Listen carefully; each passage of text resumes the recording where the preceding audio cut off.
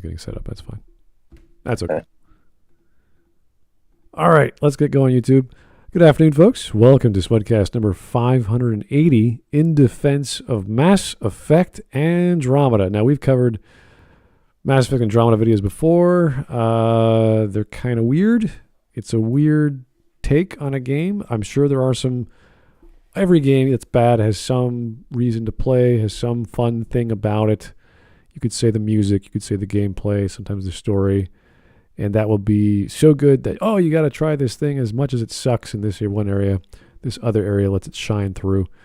But Andromeda is mediocre to bad to broken. And it's boring. That's my opinion of it. Yeah, there's lots of reasons why it's boring, and it's not just the gameplay. The gameplay is the highlight, apparently. That is the best part of the game. Even the multiplayer is pretty good, apparently. I have not tried it. I never will. But people who play the game, who have said it's good, say, oh, the gameplay's fun. That's why I kept playing. I liked the car. I liked talking to people. And you're like, all right, fair enough. That's what you enjoyed. Such a low bar of stuff. I don't... It's hard. It's a hard sell because we're talking about coming off the coattails of Mass Effect 3 and going, okay, what can you do after, if you want continuity, if you want a comparable experience, what goes through your mind to make a sequel to the trilogy? And most people are like, well, we could do a prequel, you could do the first war with the Turians, you can do a continuation, you could do an homage to Mass Effect 1, and just make those elements better, because a lot of people loved some of the elements of Mass Effect 1 that were raw and kind of hard to stomach. But if you just had that extra little polish, it would be great. Instead, BioWare decided to go, hey, we could do procedurally generated planets, and you could fly around and land on them. They're all dynamically created.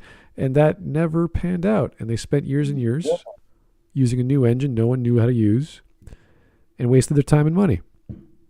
So, a lot of bad things came about through the production of Mass Effect Andromeda. And then we learned that everything was thrown together within the last year as opposed to... It pretty much had a shorter development time than Dragon Age 2. Pretty much. It's like, wow, cool. Yeah, it's kind of like you're playing with your toys, or you're playing, hey, let's build a house. And everyone's like, yeah, we don't have a plan, but we have this experimental design and we have this experimental tech, and Bob knows how to mix cement, and look, hey, let's try it. And they just keep doing that for 4 years. Yeah. And nothing happens. And you're like, well, we could sort of mix cement better. It's like, yeah, but is there a structure as a foundation? Like, what are you doing? And it was the same with Anthem. It was the same with Dylan, or Project Dylan, which was eventually canned and then turned again into Dragon Age 4, I think, that they're working on now. So it's just going to be a reboot of a reboot. I can't wait for it. I can't wait to be introduced to all those characters I already know for the fourth time. Oh yeah, with Andromeda, you had such stunning characters as Liam and Cora and Vetra. All these wonderful characters that had no conflicts and barely any reason to be here, and you're like, why am I talking to you? What's the point of this? Oh, I was a paramedic in London, right? Yeah, I'm on a spaceship, right? The Andromeda project obviously deliberately chose the most boorish people. Well, usually... I'm assuming it was like I honestly thought it was a Cerberus plan, just to murder as many people as possible, because there's no way that these people were like chosen to become like amazing space explorers. I mean, there obviously was no thought put into the Andromeda project, or they wouldn't have brought the Krogan. Oh no, but I think Hawk is onto something.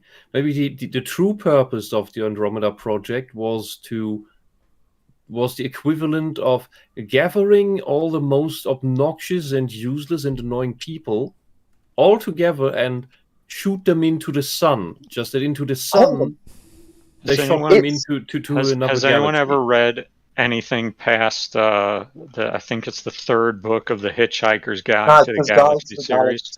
Yeah, they put all the the telephone like operators, middle managers and not, it's like all of like the useless people yeah, they get put onto this ship, and then they said everyone else is going to come after you, and then nobody did because that was never going to happen.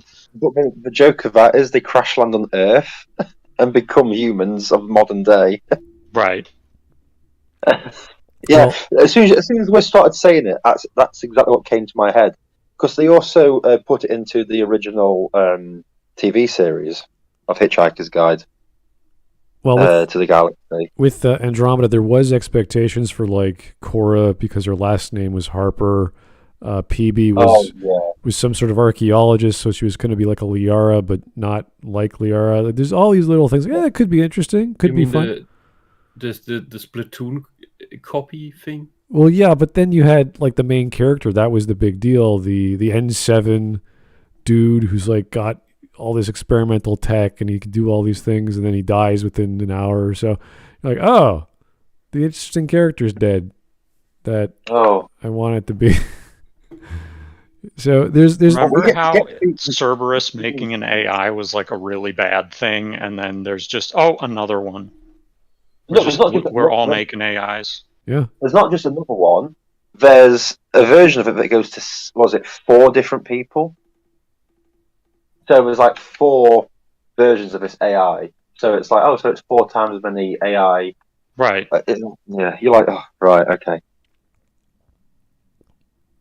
Oh, plot holes. Thy name's Mass Effect. Yeah. All right. Well, let's get started. We could ramble on about the problems with Andromeda, technically, visually, graphically, the lack of star power. I guess Natalie Dormer. I mean, we could say a bunch of crap about this thing was doomed to fail. Natalie Dormer was in it? She had the big nose. She had the Asari, the big blue nose. Yeah.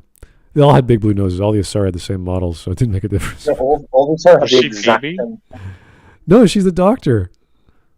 I don't remember any of the characters in that game except that I hated PB. It's what's her name? She's what is her actual name? Oh, Doctor. Doctor. Lexi. Doctor. I can hear her voice like so clear with like saying stuff. Yeah, Lexi. And it's just like. Not Lexi. Oh. I don't know. Brutally honest, it's like it is forgettable. Yeah. It's like you've got squad mates, Cora, Liam, Drax. Isn't Drax from the Guardians of the Galaxy? Is it Drac or is it Drac? Is it Drac? What's it? It's the old Krogan guy. Is it Drac? Yeah, Drac. D-R-A-C. Drac. Krogan. His name is Krogan. His name is What Am I Doing Here? Then there's Jarl, is it? Jarl? Yeah, what a great name. Such a memorable game. So name your character after a part of the mouth. It's great. And it's like I'm trying to remember. Jarls are from Skyrim. And Arls are from Dragon Age. That might be what you're thinking of. No, but his name is Jaal, isn't it? Is it all named by the same person? Oh, maybe. Was it Jaal? Oh, yeah. Alien guy. Yeah. Gumby man. Alien species in this new galaxy. You look like... Sorry. What was it Star Wars character with the head tentacles that just sort of landed on their shoulders? There's a few of those in Star Wars, but it looks Twi'lek? Kind of like the Twi'leks, yeah, kind of like them. Oh yeah, they are. Yeah, it's like they're the Which you mean the Togruta? What is their actual species called? Yeah, I don't know. I think Whisp is right. That sounds like the Togruta. Like what Ahsoka is? Yeah, that's Togruta. Yeah, pretty close. Yeah, because you've got the What are even the bad guys called again? The The cat. cat. Yeah, the Yeah, cat. It's both. It's both. It's both. It's a pun, because the others are the angora and these are the cats. So it's angora cat. Because they're the same thing. It's a pun. Oh right. It's super funny. Anyway, Then you got the. Then you It's got the. foreshadowing the story. anyway. Ah, Then you got the garden, which is a pun for garden because they create stuff. Oh, And I just want to put myself after that. all right. I just I'm want just to say. trying to remember. Sorry, Wes. I'm just trying to remember like details of this game because I played it, completed it twice.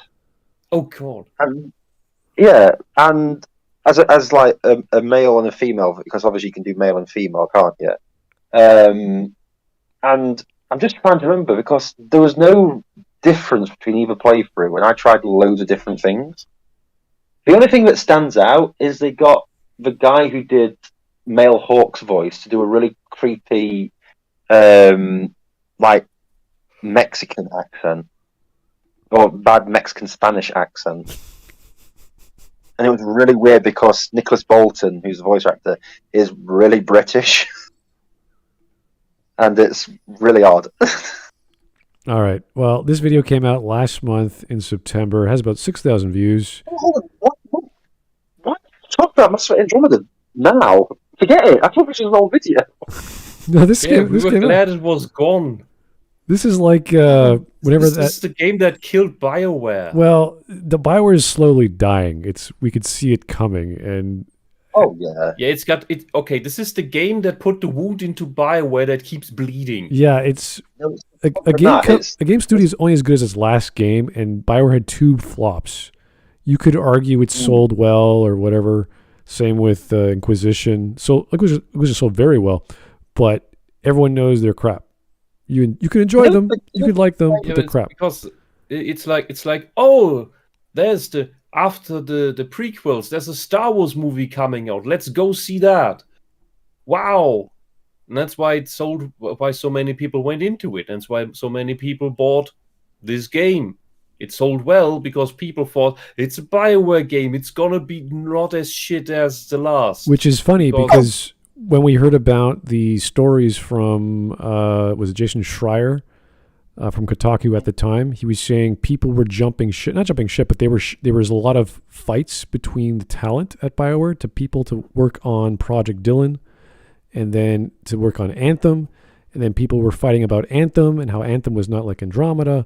yeah. And then From what I read on what's it called, Glassdoor or something, where people anonymously talked about the actual atmosphere in the company they were working in.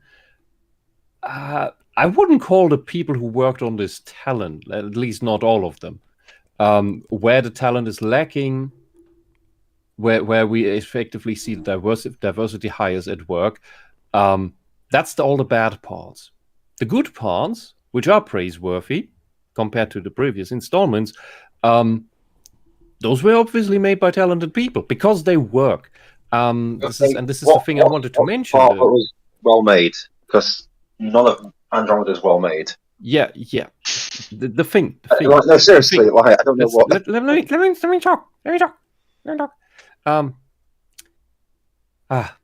What people did mention as okay or better than in previous games was the gameplay for the action sequences. The problem is whether that's true or not. So it may not be it may not be objectively great, but better than previous. Okay, if you want to say that, all right.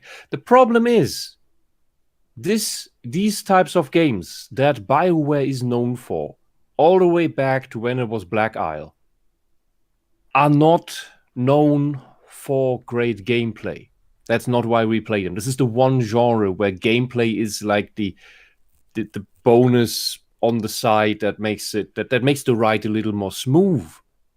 What we play these games for, always have, is the writing, is the story, is all the interactions. Because effectively, these games are text adventures with more with more visual prop up and a little more gameplay in between the text. Look at Planescape Torment. Gorgeous text, gorgeous story, gorgeous characters. Gameplay is kind of ass. But that's okay. And this is the one type of game where Shigeru Miyamoto's main rule of gameplay is everything gets its exception. The exception that proves the rule. Here, it's okay if the gameplay is meh, because the actual game is the text. Does that sound sensible? Brutally honest, no. No! Because I would agree with that for some of their older stuff. Yeah. And I think you can give them some grace because I think ultimately a good story can make up for mediocre or, not as terrific gameplay. But to a degree, with Mass Effect, I think after Mass Effect 2, no, we can't give them that grace anymore because they clearly, no matter who mandated it, whether it was somebody from BioWare or somebody from higher up, they clearly put more of a focus on the gameplay. So, and that's what I mean. That's the wrong focus for these games. If you let the text, so the story, the writing, the characters, all of that, I'll just call it text now. If you lessen the focus on that and that loses quality, then you're just left with mediocre or subpar gameplay.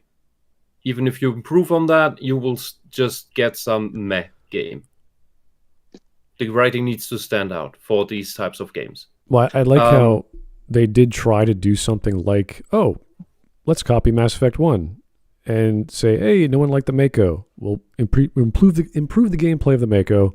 We'll make a dune buggy or whatever. We'll improve the gameplay of open combat as opposed to cover shooter. And they might have succeeded in that. I don't know. I haven't played it. Yeah, I mean, Smart, you keep mentioning Alpha Protocol as standing out for choices that make differences in the game, in the story. That's what this should have focused on. Oh my! Talk about decent story making up for mediocre gameplay. Wow, that could be the page illustration. Alpha Protocol. Yeah. The focus of Alpha Protocol design was choice as a weapon, and everything was built. The level design, obviously the dialogue, the exploration, everything was: can I make this choice? Do I have the dossier? Do I have the information? Can I do that in the level? There's multiple paths in a level. Everything was designed. One guy spent his entire life doing one level for 3 months straight of, not the Breako mission, the one before it. Like, it was just all these details to make logical connections and have the flags turn on properly. And that was a small team from Sega that they put together. And with Andromeda, it was a massive team of talent jumping around, talent leaving. These are during the years when all the big names started leaving. And Casey was still slowly leaving. He was just, okay, I got to keep the lights on. And didn't he leave twice in the space of this? Mike Gamble left the Dragon Age team. Like, all these big names, just okay, gone.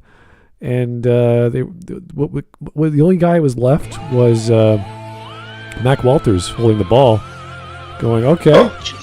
If it wasn't for Mac Walters, believe it or not, we would not have had Andromeda. We would have had a mess, and it would have failed. So, but we would have had a mess. A bigger mess than what we got. Let's just say. Right, okay, I'm gonna be brutally honest. Played this game through 100% twice. I don't know where people are getting all this, like, these compliments from. Okay, let's find out. The gunplay, right? I'm gonna be honest. The gunplay is exactly like Mass Effect 3, apart from you've got a jetpack and you can jump around. But the problem is the environments are either so barren you don't need it, or so enclosed that you can't jump anywhere. Do you know what I mean? So it's a bit like, it's pretty useless apart from the exploration of, like, finding a few things. But then the maps are so empty of anything interesting that there's no point exploring. Yeah. And it's just a bit like, right, because once you've done the main story, which you can easily get through, the side quests are so meh that there's no point to it. The only good thing I remember about the game is very early on, you can sort of create. Like I created a gun because you can create your own guns. There was literally a mini gun that shot lasers and never ran out of ammunition. And that's the only interesting thing I can remember from my 2 playthroughs. And it's like, okay, everything else is kind of meh. I do recall the first review of Mass Effect by Yahtzee. He says Mass Effect really needs a jetpack. That was how he ended the review. And they got a jetpack. And they got one. He probably brought it up in his Andromeda review. Oh yeah, he probably did. I don't know. Yeah. I don't remember. I mean, we're talking about all this stuff is years old. So. Yeah, 5 years. The only thing I remember from my playthrough of Mass Effect Andromeda is that there was one quest I literally could never complete because every time I went near the building it was supposed to take place in, my game crashed. Oh, let's not get into the bugs. There's so many bugs. It's not even. That's literally the only thing I remember. I mean, okay, no, I remember a few character names, but like the only thing I remember about my experience, my gameplay experience. Mm-hmm. The rest of it was such a nothing. Yeah. Yeah. Triple-A game. All right, let's get going. Tom the Cat, thank you, sir. Dr. Lexi DePero, for those who care. Nah, not really, but thank you anyway. Mel Gibson after 5 beers. Oh, no. Somebody needs to take BioWare out back behind the shit already. The writing cancer is clearly terminal. What was that that meme where, like, in a perfect world, the best game ever made would have, like, BioWare doing the dialogue, and then the worst game ever made would have BioWare doing the dialogue? No, but that really is true. It's there's moments in BioWare stories where you're like, what? That's why? Who? It's hard finding comparisons. Yeah. So. Well, the thing is, I think it's because in the past no one else even tried to do anything what BioWare did, so they could always, even the worst game, still had positives, whereas now it's like so many places do it, so they've fallen behind. Yeah, there's memories I could bring up from Baldur's Gate and Baldur's Gate 2, like lines that were written that were just so memorable, even from the first Mass Effect game, and you don't get that anymore. I can't remember much aside from jokes or the fact it's so dumb in 2 and 3 that you can't believe they actually did that. And I'm sure the fans got a joke out of it or a laugh, but I was just like, oh my goodness. So anyway, let's keep going. Another one from Tom the Cat. Thank you, sir. The Mako is leaps and bounds better than the Nomad. You see, I think so too, but not everyone agrees with that because they like. I think the Mako was perfectly fine. I just don't understand how people hated it. It was just perfectly fine as long as you knew how to control it, which wasn't too difficult. Yeah, apparently the remaster gave the Mako a boost, gave it better controls, more accuracy for firing, a bunch of other things. I'm like, good. How do you need more accuracy for firing the fucking Mako? Yeah, I know. It has a reticule. I don't know. Anyway, guys, we can keep talking about Mass Effect. We're going to start with the video. It's 27 minutes long. We'll take some time to go through. So let's get going. Oh, yeah, it's very dramatic.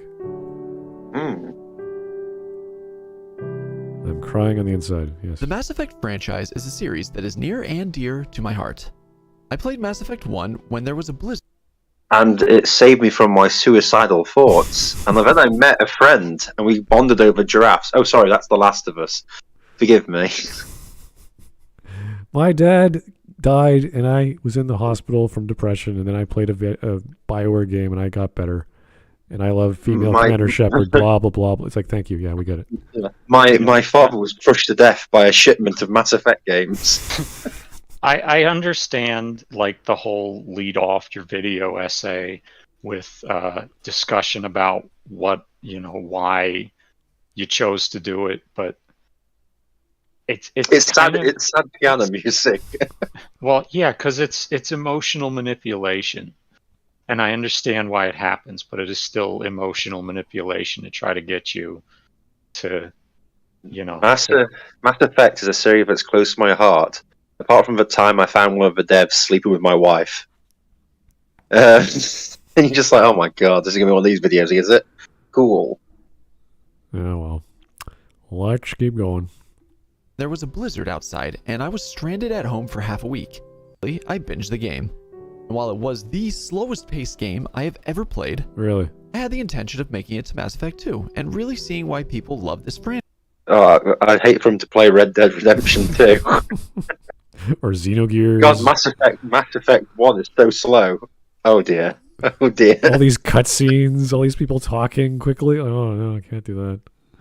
Oh my god, this game where you can skip all the cutscenes Skip the cutscenes. and then just rush through the missions. Like, Hey, I God, could- it's so you should- nice. You should just play Xenoblade 1. You can spend 10 hours in the first area Oh. just to do absolutely benign side quests, fetching flowers for townspeople and shit. Yeah. It's like, don't even bother playing. where's the game even continue? Don't even bother touching Metal Gear or any JRPG. Yeah, it would just take so long. Forget about it.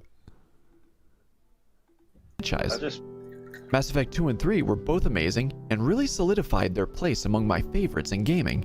To think, all it took for me to try this amazing series was a blizzard outside my home. Fast forward 5 years after the launch of Mass Effect 3 to 2017, and the next game, Mass Effect Andromeda, released to millions of Mass Effect fans and diehards to a, well, very bad reception. Andromeda released in a state that was filled with bugs and a feeling of a smaller scope than the original trilogy. This game was meant to be the start of a... It's not really a smaller scope, though. I don't think that was ever an argument. A smaller scope. No, it's okay. It's not a compared. So obviously Andromeda was meant to be the start of a new trilogy. So, in comparison to Mass Effect 1, it's almost a remake of Mass Effect 1, really.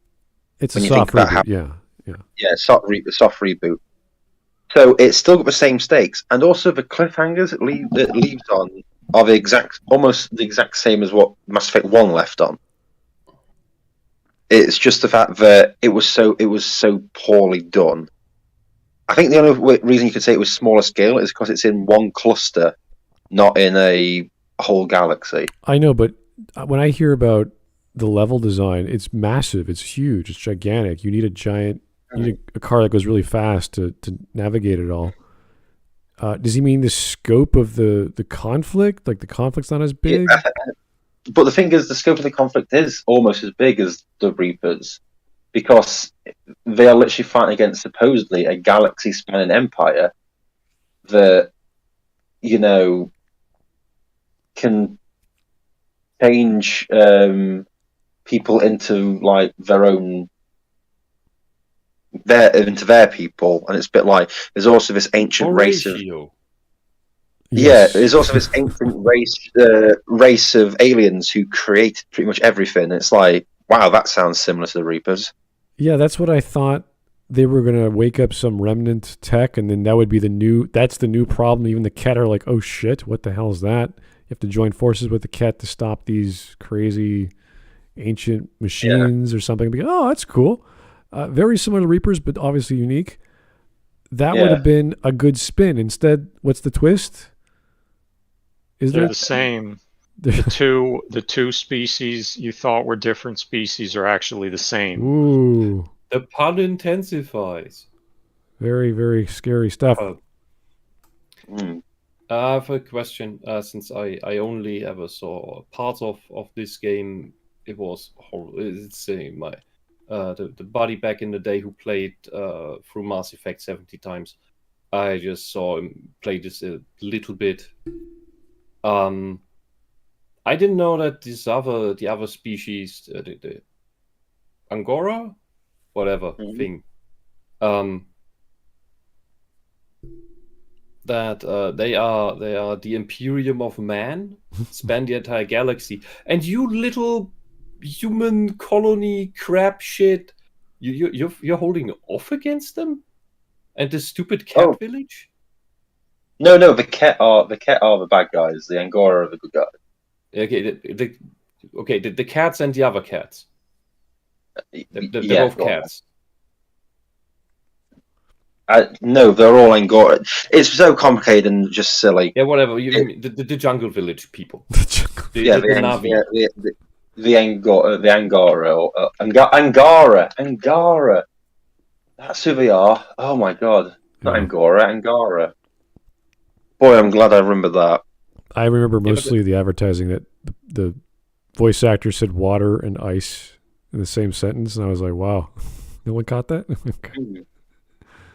I just like the fact that they made a new galaxy and could only come up with one fucking new species. So I'm like, congratulations.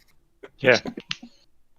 You could do literally Did they at least mention that they genocided everything else? Nope.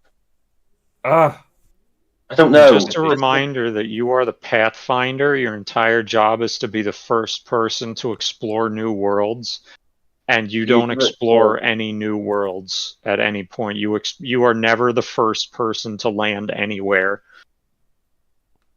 The Pathfinder finds a path. Is literal dialogue in this game. I remember that. I was stunned. Wouldn't that be great if you actually did something literally, like landing on an alien? No.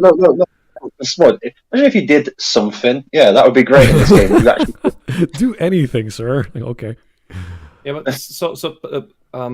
Pathfinder is I don't know if you have a special definition of that in English, but it's just the German literal translation of the word Pfadfinder, which is our word for scout. Yeah, they're meant to be a scout. Yeah, so the Pathfinder is just the scout, which would sound a little bit more boring. But I've noticed that in the little bit I saw that there's always already aliens from your galaxy on wherever you go already. Well, you do get to they apparently were better at pathfinding than you. You can collect elf fruit and unlock people from cryosleep so they could do stuff for you or something. Elf fruit? Whatever. Yeah, whatever the equivalent of the Mass Effect version of elf fruit is, I don't know anymore. It's like lithium or something. I can't recall. Anyway, magic resource. Yeah, 2. Stuff you find on planet. Now you could unlock someone from cryo by opening the door. You have to collect. What? Okay. We didn't have this stuff on board. What? Oh man, don't even start with what we didn't have. Also, 20,000 people is not enough to set up a colony on a planet. Let alone multiple. There's no way. There's multiple planets. There's no way that there's 100,000 citadel, species, population, and it's like we're going to colonize a new galaxy. It's like there is not enough people here to do that. There is literally you can't do this. Mm-hmm. But oh well. I mean, you got like 20 Krogans pre-genophage. They can populate things, I'm sure. Yeah, if you had like transporter technology or replicator technology from Star Trek, it's like okay, resources aren't going to be that hard to use, like raw resources to power the thing. So you could build stuff and use tools and make tools and learn how to use tools. That would have been fine. But this is the Mass Effect world where you need specialists, you need infrastructure, you need all this stuff. And one of those first planets you land on, there's all these bases that were set up like I don't know how long ago, and they're abandoned. And you're like, why don't we use those? And then you press a button, and an entire prefabricated city just plops down into wherever you press that button. Yeah. Cool. The oxygen My button. favorite is the one that's at the bottom of a box canyon. Yeah. Because when you're setting up a settlement that you may have to defend from hostile outsiders, prevailing common wisdom is, of course, that you want to always have the low ground, right? Yeah. Also, you want to, when you're colonize a new place, you want people who don't know how to use guns and have no ability to defend themselves. Right. Also, you want all your ships to be undefended and have no weapons whatsoever. Yeah. Because You also that's want how to. You also want to pack your settler vessel with as many LGBT people as possible, because the least important thing about settling a new place is children. Also, here's another thing: you put a postponement on breeding, so that no one can have kids straight away. What a great It's idea. like, Yeah. oh, the whole thing is like, if this actually happened in real life, say in the 1800s, when the English went over and colonized places, and they just turned up with 26 faggots and 2 women, it's like, this is going to work. Or bring the and species. a bunch of rabbits. Yeah. Yeah. Or bring the species that wants to kill everything and has a breeding problem and sucks up resources like crazy. Also, then Did bring the Krogans along. bring a female? Yes. The Krogans bring many females. Because Do you mean the species that barely has any females? Yeah. Yes. yes. They cannot sent them off to overstate- another galaxy. It really cannot be overstated how stupid an in-universe idea it is to bring the Krogan to the Andromeda galaxy. Oh, was it the plot to get rid of the Krogans for good and shoot them into the sun, metaphorically speaking? We're curing you of the genophage, all right, but No. be in that other galaxy. No, Wisp. They brought the Krogan as the police force, pretty much. They were there as security. Great. Well, it's the same problem with the Quarians. They're going to think they're going to find a healthier planet on another galaxy. No, the Quarian actually makes sense to come along because they don't have a home world. Yeah, well, they don't have a homeworld. They also know how to fix ships and you know, for long journeys. I get that. The Quarians actually make the most sense of any species to come along on the Andromeda project. But they're not on the I story. could understand. I could understand. I like the fact that they put the Quarians with the Volus. Like, why? Why those two in the same ship? What? Okay. The whole thing's stupid. The whole thing collapses because it's like not for. It's not for okay. Yeah, just going through the species that come along, humans, makes a lot of sense. Especially since it's established that in story, humans' distinct feature is basically that they're aggressively expansionist. Yeah. And are, dedicated explorers. Fine, got it. Perfectly logical.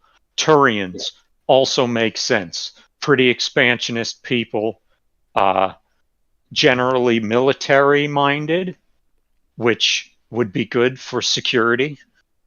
Asari, sure. Diplomats. Yeah, diplomatic, long-lived, good at melding with, they can communicate semi-telepathically. Axolot. I know what you want to say. They can fuck anything.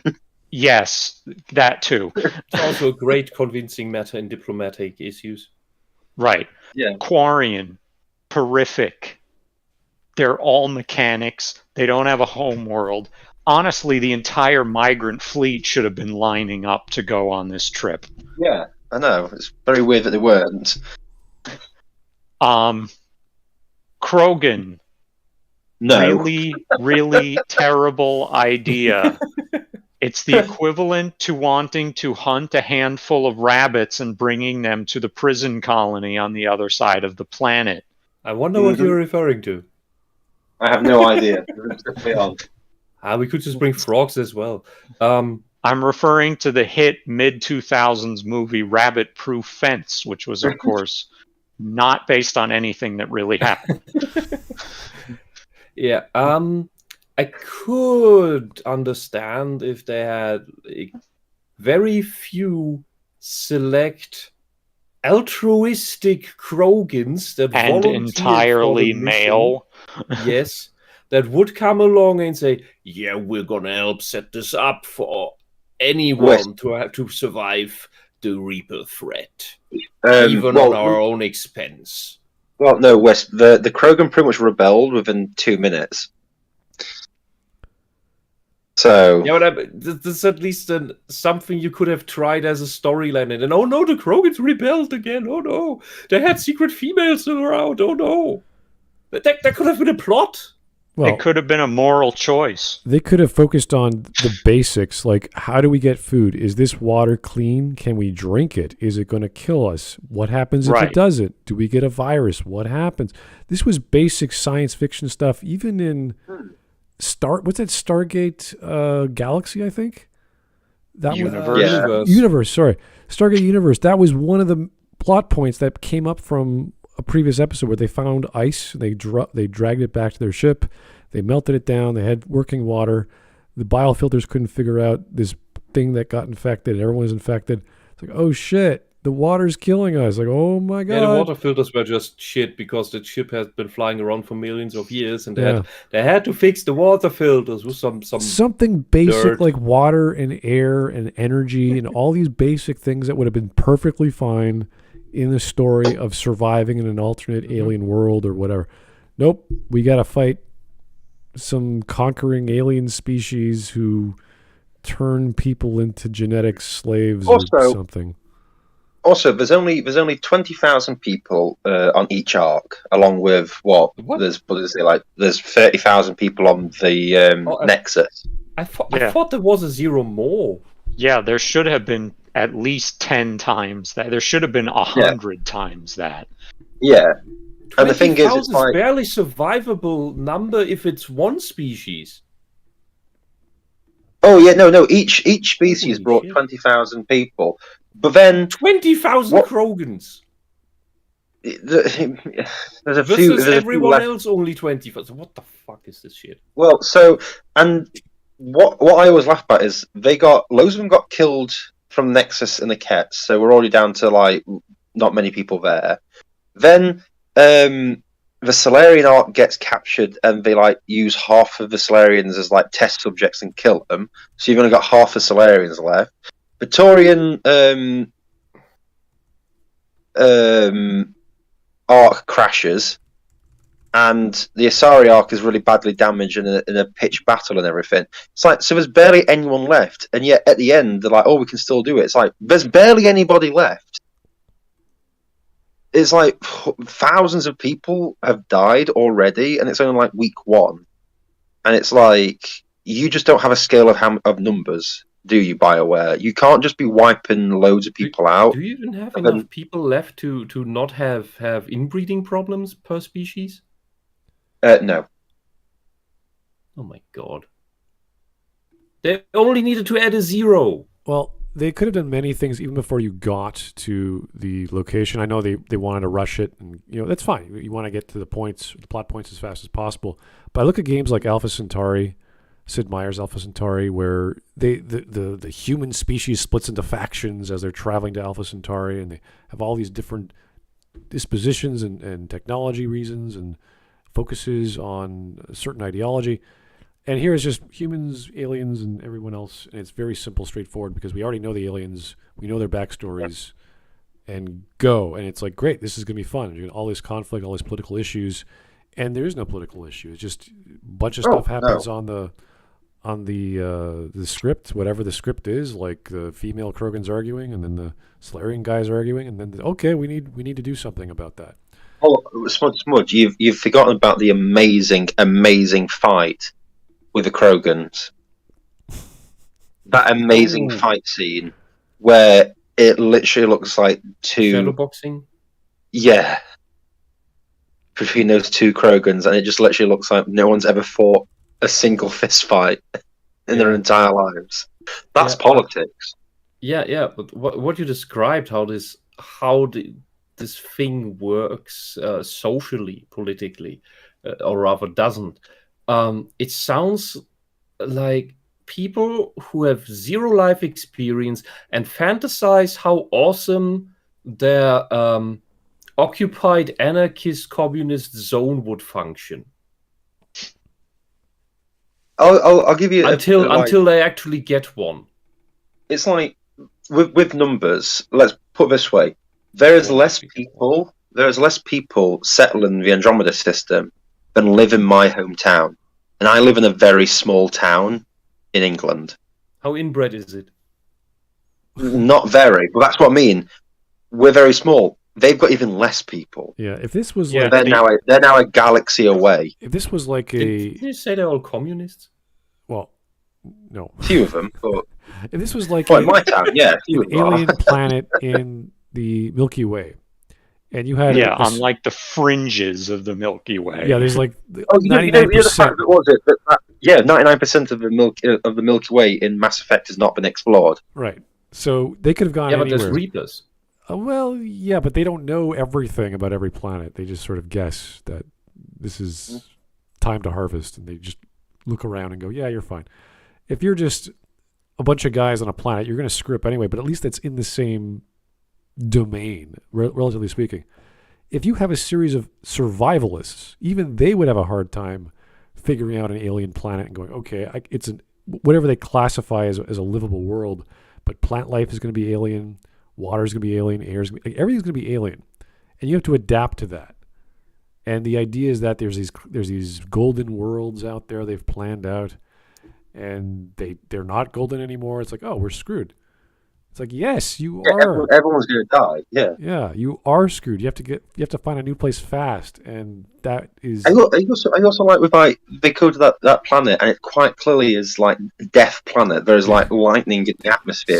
So that's And why. Clancy And that Brown's was one of their character- golden worlds. Yeah, Yeah, that's, I think Clancy Brown's character's like, that's safe harbor. I'm like, safe harbor? Safe harbor? Fucking hell, it's like there's literally flying rocks in the sky. exactly. So then you have to invent You in the seriously story. couldn't find just boring planets. Well, There's no there's The like golden there's world like is boring. You want No, boring right. planet. well. so the first planet they come across, there is lightning in the atmosphere. You can quite clearly see it from the ship. There's rocks floating in the sky, and there's also like that fog that literally breaks into ships and destroys engines and everything. And it's like, yeah, that's safe harbor. I'm like, these people literally want to die. They are literally trying to kill everybody here already. Why we even go somewhere else? Head to the Nexus. You know where the Nexus is. Why are we wasting time here? Yeah, that's why Really weird. You the don't want to narrative put all your eggs in the one narrative had to basket. invent this magical terraforming ancient tech that you press a button and oxygen and ooh Yeah, the planet's livable to humanity suddenly. yeah, just boom. So because they can't make another story or make another level or make another plot point that where all this has to be resolved, and you're just randomly finding magical device that solves the problems, and you're Yeah, but it's not just that. They also changed the fact that now every single species in the Citadel species lives on the exact same atmosphered planet. well, yeah. Oh. When in the Mass Effect series, it was quite clear that it was different stuff. So, Volus, the Quarians, yeah, they had different air to breathe. Yeah. well, even the Taurians. The Taurians' home planet has got like higher radiation. Oh yeah, they talk because it's about closer to the sun. the You have different comfort zones. yeah. Even if you can exist in different habitats, you would still prefer to have your perfect green zone. Yeah, there's the chemical chirality of certain substances for food that had to be right. So there's all kinds of variability problems and details that you want. If you're going to tell this kind of story, you have to be on the level of scope and detail of a Greg Egan book, which is a very hard science fiction story. And then the scope would be like Isaac Asimov, because you're talking about Yeah. a galactic wide. Technically, you could drop the Quarians on a barren world without an atmosphere, as long as they have some ice to harvest that they can harvest oxygen from. They might be able to pull it off. Maybe. Yeah, I don't know. It's Yeah. But Like, that would if be a they- whole if different they- story. They let them strand in an area of space where there's just only shitty planets, and the best they can have is a moon like ours. That's nothing. Yeah. But Anyway, there's ice. we were rambling out because there's just so much to talk about. But let's get back to the video. It's everything. Look how easy it is to write something more interesting than this garbage. I know. We are not even drunk. Okay. Yep. Speak for yourself. Brand new Mass Effect trilogy, helmed by a different studio under the BioWare umbrella, BioWare Montreal. You see, first impressions are often what makes or breaks a game in this industry. If something doesn't land right, the internet itself latches on to that aspect and the game essentially dies in the public eye after months or years of ridicule. Don't get me wrong, video games can have comeback stories like No Man's Sky or even Final Fantasy XIV. Those are very, very different.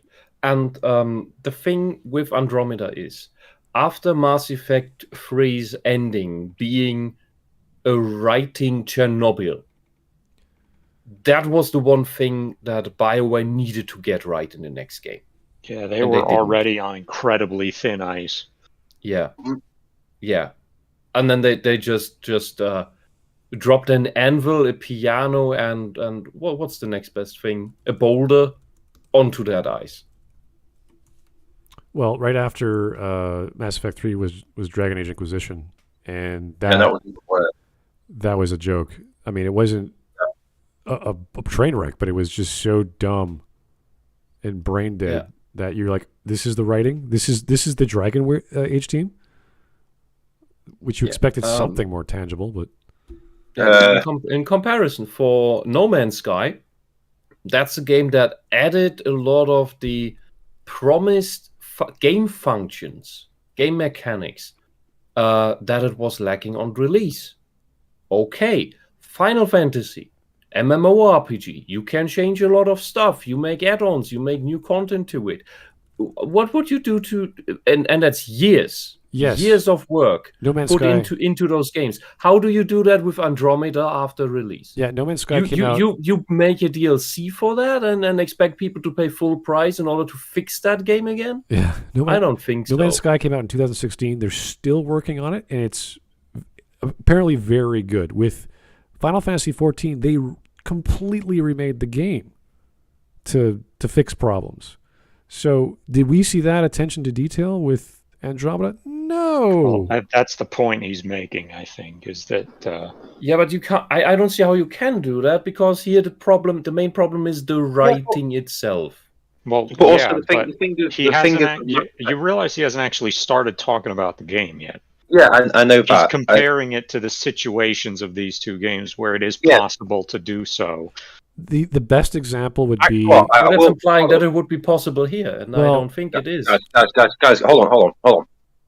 I'll give him the point. It could be possible.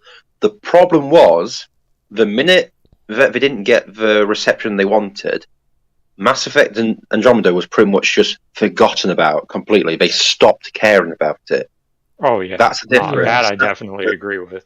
Yeah, so what... They had so a what, chance. They just, Yeah. They They just didn't care.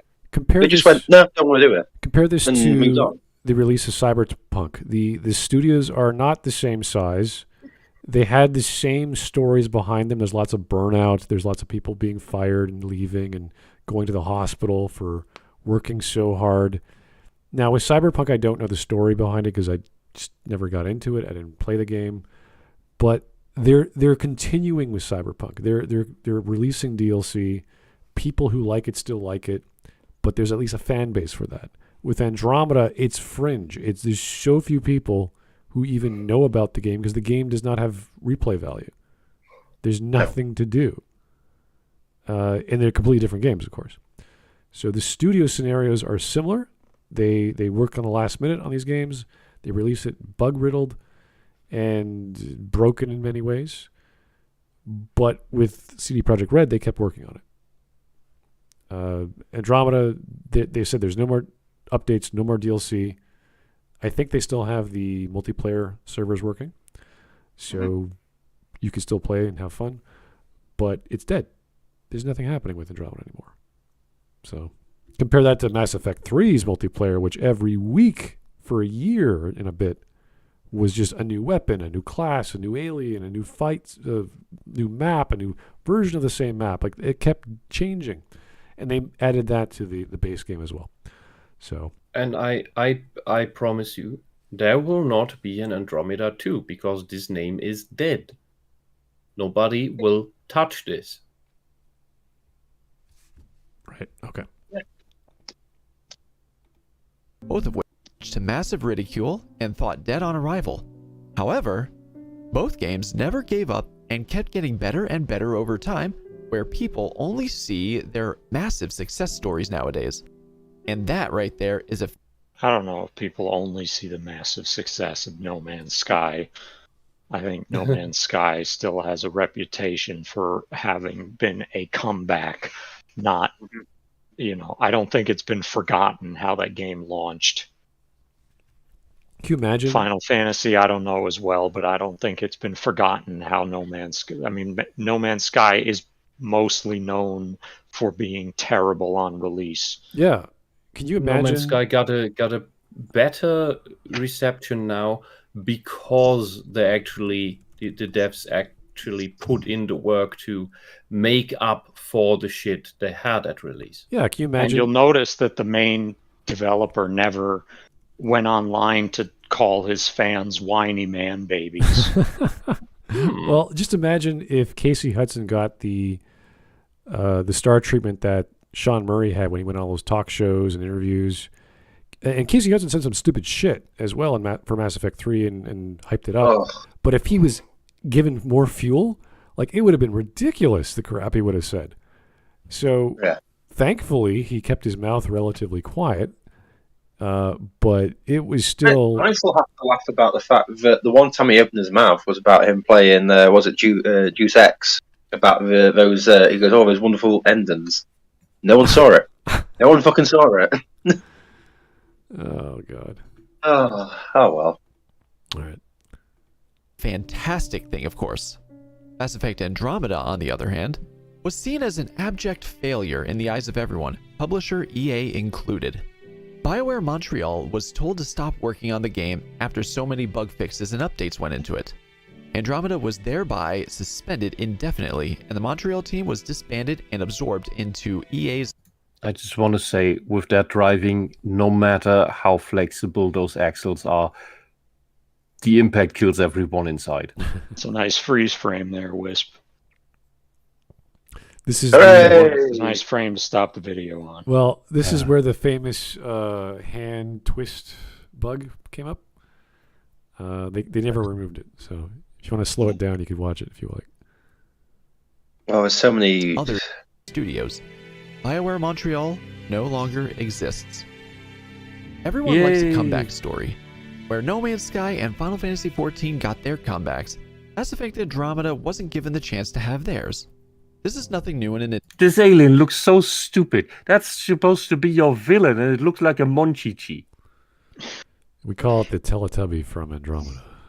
Yeah, it has a ring. It has a ring that you can just put on a shelf for merchandise purposes. Yeah, you don't need the packaging. And the problem here with Mass Effect Andromeda, No Man's Sky arguably was a good idea executed poorly. Now, I would argue differently. I don't think No Man's Sky is good even today, but that's a discussion for another time. Yeah, well, I think they've improved the game. I don't think they've improved the most fundamental problem with it, which was that the core gameplay loop is boring. It's gathering minerals. It's gathering resources in order to build things to gather more resources. To build pylons. Yeah. Anyway, it was arguably a workable idea executed poorly because it was rushed out the door. Final Fantasy, again, I have not played Final Fantasy since the reboot. I don't know how it is. I've heard it's really good now. I'm not going to comment. But Mass Effect Andromeda was not a good idea executed poorly. It was, well, I mean, yes, it was. But it was not like... it was not a good game that was buggy. It was a bad game. Its problems are a lot more fundamental than the technical issues. Mm-hmm. Whereas No Man's Sky, I would argue its main problems not delivering on what was promised are technical, as opposed to problems in concept. Yeah, this is when we talk about... I remember seeing, was it Razor Fist on Twitter a few days ago, saying that Cyberpunk 2077 was a bad idea executed poorly. And I said, well, what was the bad idea? Like, I'm sure there are, but no one could tell me which it was. And all they kept pointing to, the fans of his, was, the marketing lied. It's like, yeah, all marketing lies. What exactly was in the game that they designed that was a bad idea? When people talk about marketing lying, I'm like, so did you all like miss, Fable? Those games. Did you like? I think if I remember right, Razor Fist's main issue with Cyberpunk is that was that we were promised something a lot more organic and free form than what we got, which he says was pretty linear. Question: was a Razor Fist problem that you could grow a beard in the game? Listen, I'm just relaying what I remember. I mean, part of it, he has a bone to pick with CD Projekt Red. Yeah, anyway, because of Witcher and his hate boner because of Elric. Yeah. Which I think his problem would be more with the author of the books, whose name I can't pronounce because it's Polish. Yeah. Oh, he's got a bone to pick with a lot of stuff, to be honest with you. But I mean, yeah. I've got very mixed feelings on Razor Fist that I don't want to go into, but I think he says some generally intelligent things, but I think he's also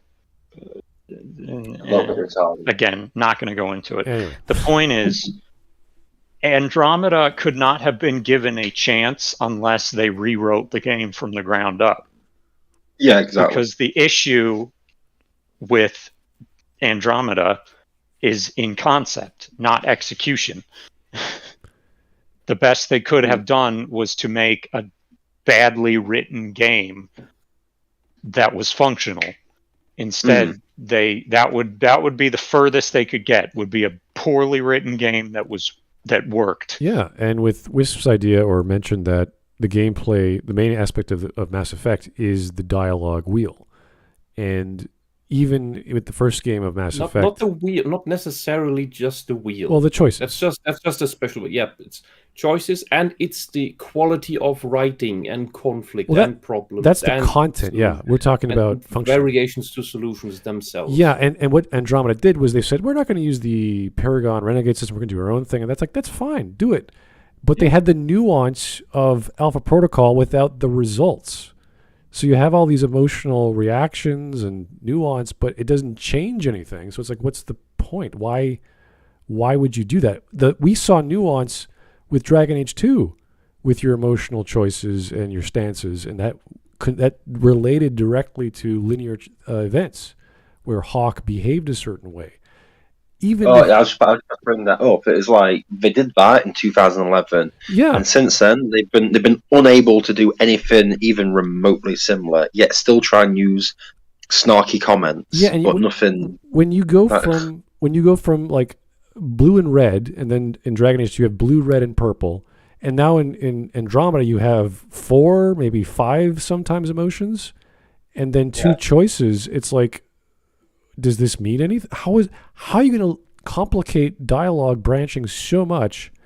You have to have a payoff. Why does it's like what makes me pick the diplomatic option in Mass Effect Andromeda? Like nothing. It's exactly the same as all the other responses, right? Whereas in Dragon Age 2, what made me pick the diplomatic or the sarcastic or the angry is because it makes your Hawk different. It makes your characters' other responses different. It opens up different lines of dialogue. Whereas in Andromeda, it's like, no, it's just exactly the same. It just gives you a pretty little thing to look at. Right, It's like, and you need that. It can. You need It that needs scale. to give you completely different solutions to things. Yeah, like even in the first game for Mass Effect, you had that feeling that you were in control. Even if it was, oh, I'm going to talk to a mob boss here in Novaria, I'm going to talk to some guy over here. Like you feel like, okay, this is going to be how I'm going to solve the problem. With Andromeda, it's like, okay, you could build a base. Like, awesome, what can we do? Military base or science base? Like, oh, that's great. What does it do?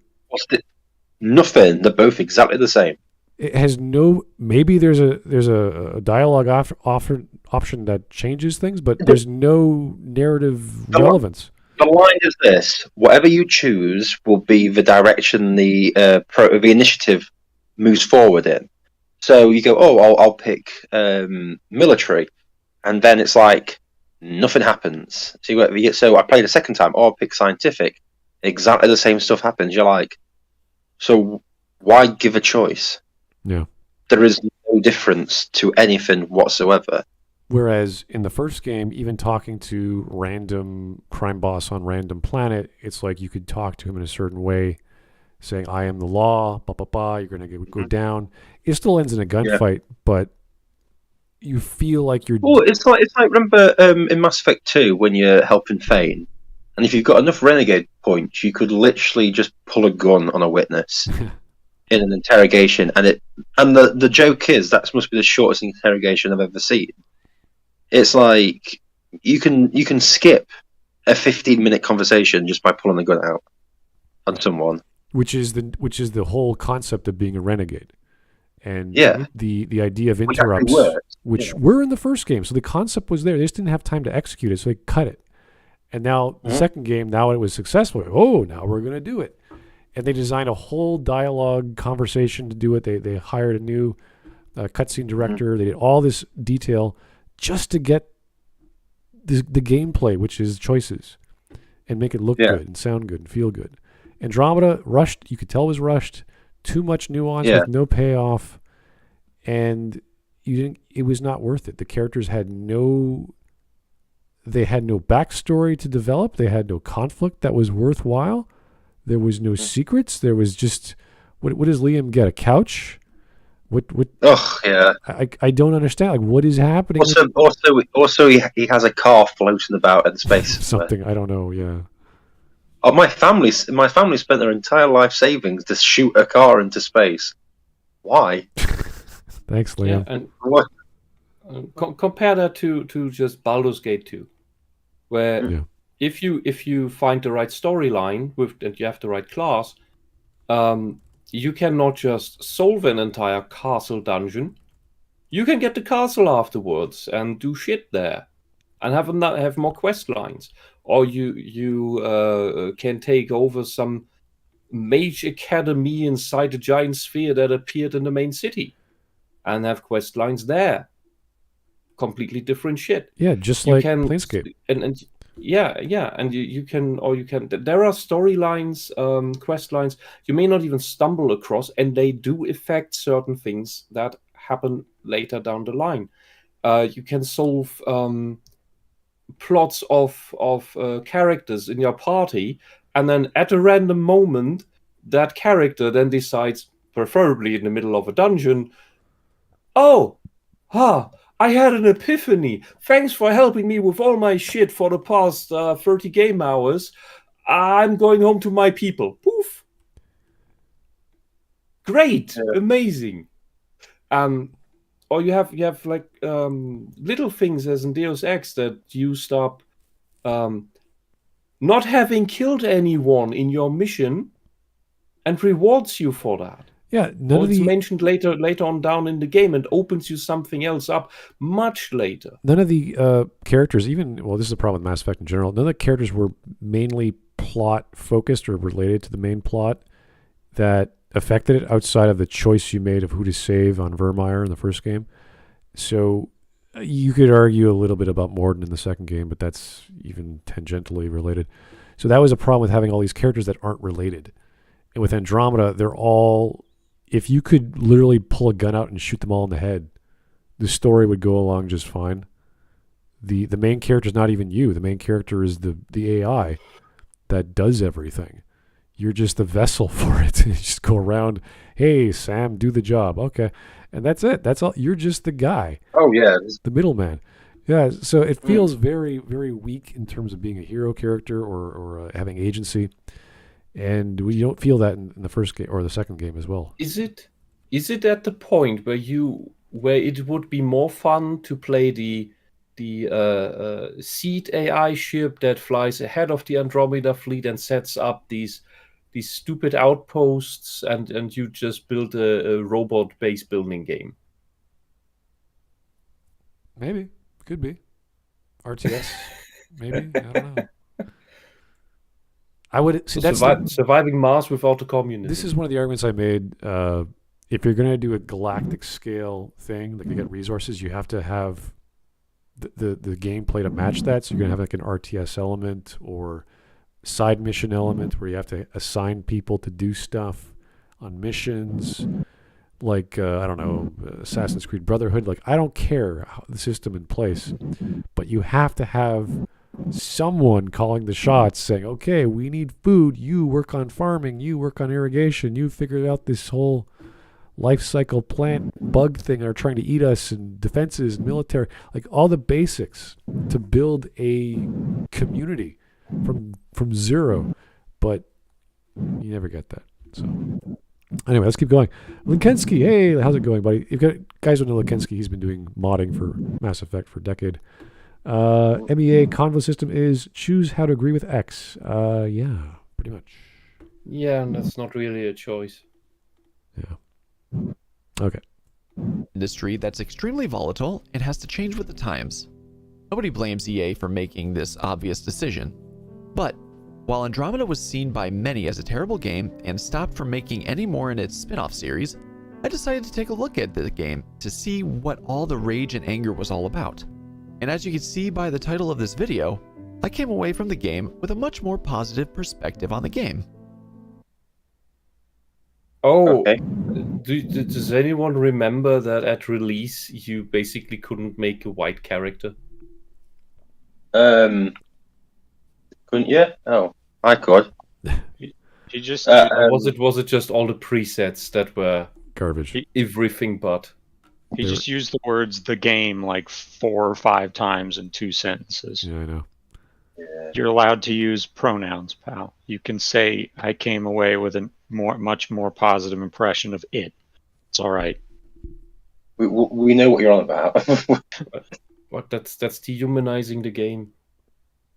The game has feelings. Always remember that. Listen, I don't want to be in a situation where I'm sat face to face with the game's parents, explaining why I upset the game by calling it it. Get the sequels that it was planned for, but that doesn't mean it's not worth a playthrough. Obviously, I played it after all the bug fixes and updates were implemented a long time ago, but the point is to allow people who want to dip their toes into the game can do so regardless of when they get the game themselves. With the new Mass Effect game being on the far horizon, I wanted to take a look at Andromeda and see what could have been and where things were going. We don't know where the next game is going to be placed, but time will tell on that front. I've seen many people and gaming outlets compare. Oh, okay, I counted 5. He used the word game. Dude. Of Mass Effect 3. I think it's unfair to compare Andromeda, a game that's the first in its spin-off series, to a game 7. Oh, look, it's one of the faces of the problems with the game. He is using pronouns. Somebody somebody came up with this character and was like, "Oh yeah, everyone is gonna love her. And then her body She's melts so cool. to the floor. She's so cool." Bargain bin Aria with the side shaved haircut. And the British accent or whatever it is. I don't know what it was. I'm Sloane Kelly, and I run whatever this fucking shithole's called. It's like, okay. You And then you reminded pull me a of that And then they scene keep the gun over. from was it in Solo? With that crime cartel that was looked almost I didn't the watch same. Solo. No, Rogue One. I didn't watch Oh, Rogue the movies One. are the same. I've not watched a single bit of Star Wars media since Last Jedi. So, Wow. That's it's, all right. Rogue One was before that, I believe. I don't know. Yeah, don't worry. It was the least unbearable. Yeah, you're not missing much. Yeah, Unbearable Star Wars. I don't know. Return of the Jedi. I don't know. That was kind of bearable. But yeah, no. This character was just like a bargain basement Arya, and Mhm. Yeah. also she, like I said, the scene with her in it. It's like you pull a gun on her, and no one does anything, Yeah, exactly. That was so funny. and then you give the gun back to the person. It's like, Look, that's okay, that's what was the point of that for? Look, that's the silent messaging by everyone. Please do it. Please do it. It's not You'll even be that. free of her. It's I just- what's it? What do they say? Silence is Murder? Violence compliance. is violence. Violence. No compliance. What? No Golden. violence. No. So if her henchmen are all silent and don't do anything when you pull a gun on her, that's like everybody silently complying with yeah you can shoot her, do it, please. The thing that gets me as well is when it's done by like the male rider. That sentence really sounds weird now that I said it out loud. It's still cringy, but it's like, oh, okay. But the female rider, she's so stick thin and weedly. It just looks so odd her doing it. Oh, when she pulls the gun from the gun? Yeah, it's like, what the? It's like no offense, but like BioWare for some reason with every like female they make, they're so stick thin and weedly. You feel like you're gonna snap in two. You don't feel that they're capable of doing anything. It's like Yeah, right. and thanks, Giga Chat. The line I was looking for was silence is consent. So her henchmen consent to you shooting. Oh, there we go. All right, fair enough. It's had games build up to work off of narratively. If anything, Andromeda should be compared to Mass Effect 1 for its story. I've had games prior to them, What? and they're This is the what was the last one I was on where the Linkara Last Jedi comic Oh. where this is the same fundamental issue where the difference between TLJ and Empire or the original Star Wars is that the original Star Wars and Mass Effect 1 are new. They don't have anything coming before them. Mhm. Andromeda and TLJ do have things coming before them. They are not the first game in their series. I don't care if Andromeda is the first game in a new trilogy. It is not the first game in the Mass Effect franchise. It has a world. It has established rules. Get it? So yes, we can compare Andromeda to Mass Effect 1 based on the fact that they are the kickoff of a new plot, but That it's not makes going to sense. hold up Yeah, because it yeah. ignores what came before it. Yep. It Yeah, ignores does it make in-universe sense logic, like, for example, how terrible an idea it would be to bring the Krogan to a new galaxy. And I've brought that up like 5 times, and okay, I know like part of it is because It'll still be funny 20 times later because right, it's just, because you guys think why? it's funny, and I think it's funny too. Yeah. But I bring it up because it is emblematic of how this game was built from the ground up to be cool over to make sense. They put the Krogan are not on the Andromeda project for security. They're not there to explore new worlds. They're not there because they've matured as a species. They're not there for whatever reason to find a cure for the genophage. They're there because the writers and the fans like the Krogan. And so we couldn't have a new series without the Krogan. It's like them going to Andromeda and building tacky houses out of asbestos. Yeah, well. But also, it's like Drac. Drac's only there because people like Rex. And they wanted to add a cool old Krogan. So, yeah. What luck that your Krogan allies in the first games are both old Krogans who don't follow Krogan stuff. Member berries. Both. Do you remember when games used to be good? Yes, Andromeda does technically have the original trilogy's lore to go off of. However, that's only to a point. That's something I'll explain a bit later. When I make these in defense of videos, it's with the knowledge that it's long after the initial launch of the game, after plenty of fixes have been implemented to make these games as smooth as possible. Where if someone doesn't know what to play on a rainy Why do day, they all have these side you can look cuts? here and see a list of reasons why some games that were critically panned on launch are still worthy of a playthrough and can be enjoyable. Video games don't have to die on release. This is an industry that keeps moving forward no matter what setbacks happen. Because of this, many people have a hard time looking back on games they... I swear, this guy is using the word game in every sentence. It's driving me crazy. I'm glad I'm not noticed. This is, dude, like, can you even read your own words and go, I'm using this word like 12 times in the past 2 paragraphs. Maybe I should switch it up. Maybe I should not say the word game. Maybe I should point to that or this or that. This is nuts. Yeah, but the game wanted it to be like Yeah, that. the game said this, and the game industry said that, and the video games are like that, and gaming is fun. Oh my god, dude. pass by, or even have backlogs that they never touch. I want to talk about what I think the game did well, and what I really enjoyed from it. I'm here to speak in defense of Mass Effect Andromeda. Oh, that was the intro? It was not bad, 5 minutes, pretty good. Okay. Compared to 20 minutes from other people. That I still hate that skull. It's so In defense dumb. of Mass Effect Andromeda, and then he immediately shows something completely derivative of the first Mass Effect after talking about how, you know, it should only be compared up to a point. Here's the not Normandy. With no weapons, no defenses. And you know why we have no guns on that? Because the recoil would blow out the windows. Okay.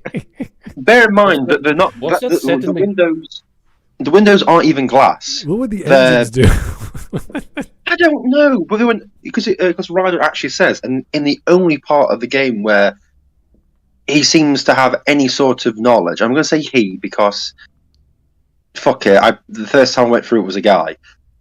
He goes, "Don't we have any guns to fight back with?" And Suri and whatever the Solarian pilot called, not Joker, go, "No, if we had guns, it would destroy the windows. The recoil would destroy the windows, and we'd all be sucked into space." There was an actual line. Yeah. They have lasers standard on every ship because... They have. They're not lasers. They're well, I mean, I guess there are lasers, but most of them are still metal. Even the big spherical agrarian ships of the Quarians had tiny weapons on them. Yeah, but this is like a part of the lore, even though they don't show it. Even the Mass Effect 3 talked about the special kind of green lasers the Geth had, so it's known. So you say you don't have any knife fighting capabilities with these ships? It's just completely defenseless? Yeah. How do they not even have point defense? Yeah. No, we don't have anything. None of the ships in the Andromeda Initiative have weapons.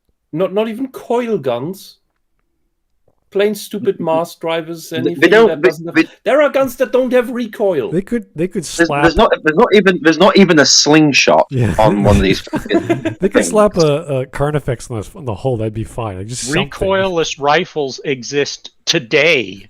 Yes, guys, they don't. The Andromeda Initiative don't even have a fucking Glock to their name, let alone like a gun for a ship. They had to smuggle guns into the initiative. they literally took nothing with them. If you read the back, like knowledge of everything, only the Pathfinders and a few security members had guns. So it truly is the communist anarchist occupation zone utopia fantasy. No, It's like they the problems are fundamental and a world building issue. guys, the pilgrims who went on the Mayflower had more guns than the Andromeda Initiative, and they were a bunch of Puritan pacifists. Yet they still went, They "Oh, going deserve to a to foreign die." land. We're going to a They foreign deserve land. to Let's die. have some guns." Well, but at least, there's no Andromeda Oh, Initiative. wait. Look, this Hawk. This fits even better into the theory that it's just all the useless assholes put on ships to be sent out outside the galaxy to die. Yeah, If that had been the twist of the game, where you find out that explains that why would have female been Ryder incredible. looks like a retard. Well, I do remember making arguments about all the Mass Effect games where the Normandy's in orbit and it has lasers, it has all these weapons, and they never help, they never assist, especially on was it not Horizon's Progress, or it was one of those ships. Which one? The one where Freedom's Progress, where they have to attack. Sorry, is it Horizon or Freedom's Progress? I can't remember which one. Where they have to get the turret operational and Horizon. Horizon. And the collector ship is nobody's in orbit. The collector ship is right there, just sitting there. I will at least step in to defend ME2 a little bit here. That is the ship that destroyed the Normandy. It was a sitting duck, and no one. It was literally a sitting duck. Yeah. I understand, but I can at least it does make a little sense. It's a mountain, that they wouldn't want to engage the ship that destroyed the Normandy. But they had no idea it was. No. The thing is about that, though, I could understand if the collector ship was in orbit, they wouldn't want to do it. But this was literally like having a shotgun, barge into someone's bathroom, and they're taking a massive dump, and it's like they're literally holding a newspaper, and you're like, "No, I'm not going to shoot you. You could fight back." It's like, no, just fucking shoot them. No, it's worse than that. Them. It's like walking into that said bathroom and they have a broken gun or a disabled gun on their counter, and you're like, I'm gonna put down my shotgun and repair this little pea shooter. And also, I want to say to defend it a little bit more. You are actively trying to stop the colonists from being kidnapped. Sure. So at this point, to your knowledge, the colonists are on the collector ship. That would be a lot of collateral damage for sure. Yeah. But they never. So I can understand that. Well, hold on. I don't know if anyone says it, but one major problem. You're working for Cerberus. When do they care about collateral damage? Well, they say they care about the colonists. Cerberus has a 99% mortality rate. It's true. Yeah, I mean, theoretically, if Cerberus was properly written, then they would care a lot because these are human lives at risk. Yeah. And if Cerberus was actually being set up as like the morally gray, I mean, if they were properly, that is how they're being set up, but if they were properly written as like the morally gray, like willing to do whatever it takes because they want to advance human interests in the galaxy, then it would make sense for them not to want the colonists to die. Unfortunately, that's not how they're written. The problem is they pretty much turn to Umbrella in space. That's how Cerberus ended up being. If they don't care that their employees die, they don't need to keep paying them, which is how they retain the money in order to employ new employees. All right. Yeah, I guess their pension pot isn't as large as other companies. Yeah, the idea is once you have any story in space or space opera, when you have a spaceship with all these capabilities in orbit and you're on a planet and you're discovering it and there's a military problem, it always comes down to we have a spaceship in orbit, we can do stuff up there. And with lasers or whatever the armament is. So that becomes a narrative problem.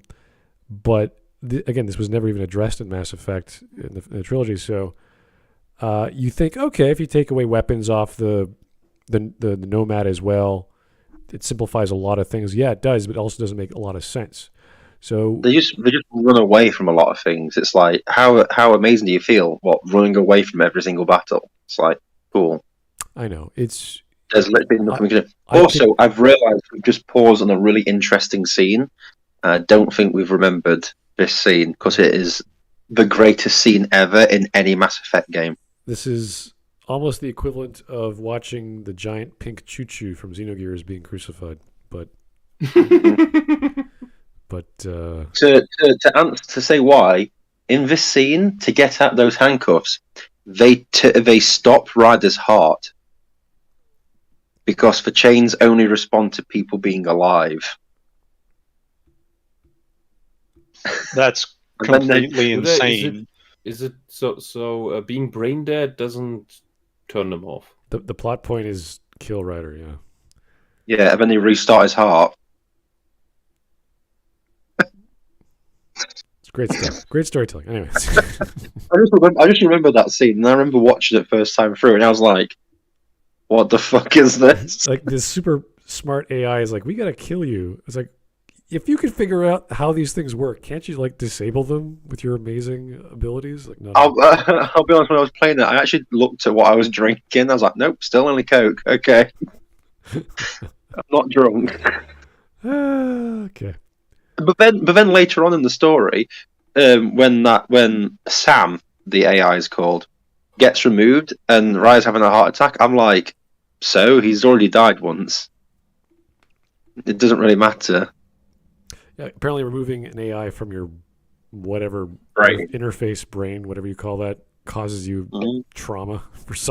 I don't know how uninstalling software works with the biological brain of humans, so who knows? Maybe you shouldn't want voices in your head. Don't mechanically add voices in your head. Most people are already insane enough. Yeah. All right.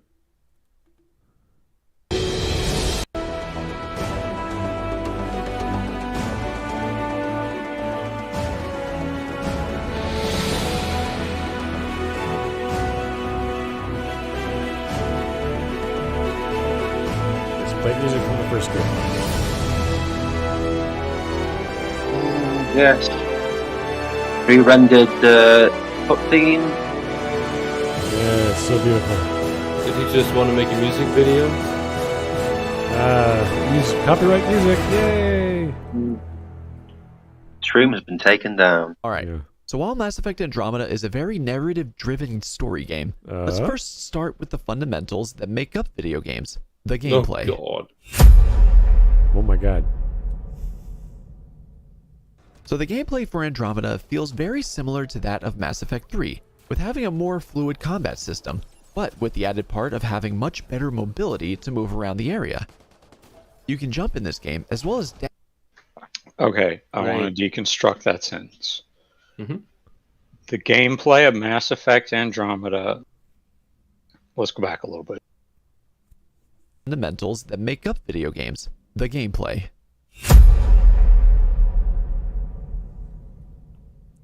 So the gameplay for Andromeda feels very similar to that of Mass Effect 3. Okay, so the gameplay of Mass Effect Andromeda feels very similar to that of Mass Effect 3. I would agree with that. Yeah. With a more fluid combat system. With having a more fluid combat system. But with the added part of having much better mobility. But with the added perk of having much better mobility. Okay, so a more fluid combat system than what? Yeah. Then Mass Effect 1? Then Mass Effect 2? Then No Man's Sky? Not Gears of War. Then it's more a movie than Dragon Age 2. You don't have to press the A button. Dragon Quest? Oh. More fluid combat than Dark Souls 2? Yeah, if you're saying the problem with the sentence is that he says it's a more fluid combat system, and on top of that, is you can dash, And Yes. jump. But also look at which the is combat. what makes the fluidity in part. But the way he structures the sentence makes it sound like it's something else as well. Like Yeah. that's mainly the problem of the sentence. Also, bear in mind with this combat clip he's showing, right? So you get to jump around all here, but the enemies are really just in that area. It's a massive map, and really, there's no reason to have the jetpack to jump around and do everything. You could just roll to each cover like Mass Effect 3. The jetpack It's is like- there. I mean, the jetpack is more for exploration than for actually giving you any advantage in combat. Yeah. If you're going to work a jetpack into the combat, you need to work it into the combat. You need 3-dimensional arenas. Mhm. You need enemies that are in the air. You need, you need to work the jetpack into the combat. You don't make Mass Effect 3 combat, but you can jump now. Yeah, look at Tribes 2 or any games with double jump that you have that extra verticality. Level design can work. Zanzara. Yeah, level design can work, Zanzara. but not combat where enemies don't. Yeah, Yeah, you but- need to add verticality.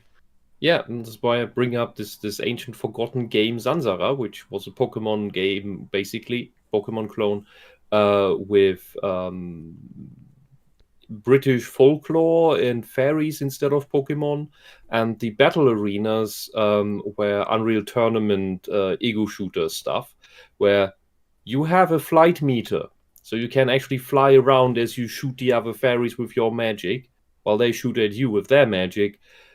And you have to watch out to not use up the flight meter when you are not above actual ground, because then you fall out of the arena. Well, this is a very simple concept we saw with the first game with Shields, where you have biotics who can use kinetic, they can generate their own kinetic barriers, and it's purple, or you have tech kinetic barriers. Why not have biotics who can jump higher? Or and whatever. Mechanically, plain mechanically, without putting any lore stuff on it. Having a fairy with a flight meter that jumps around in the sky with double, triple, quadruple jumps is no different than having a jetpack. That's just what you call it, what your visuals, your setting is. Yeah, we're not looking at like Descent, where it's like you stop in space, you could hover there forever. We're talking about traversing an environment, and somehow being higher with no cover is better positioning than being behind cover. Like, I don't know. You could design a level that works with both. Like, up being lower is better than being higher, or vice versa. There's all kinds of great things you could do with design, but they don't do it. It's just a jetpack.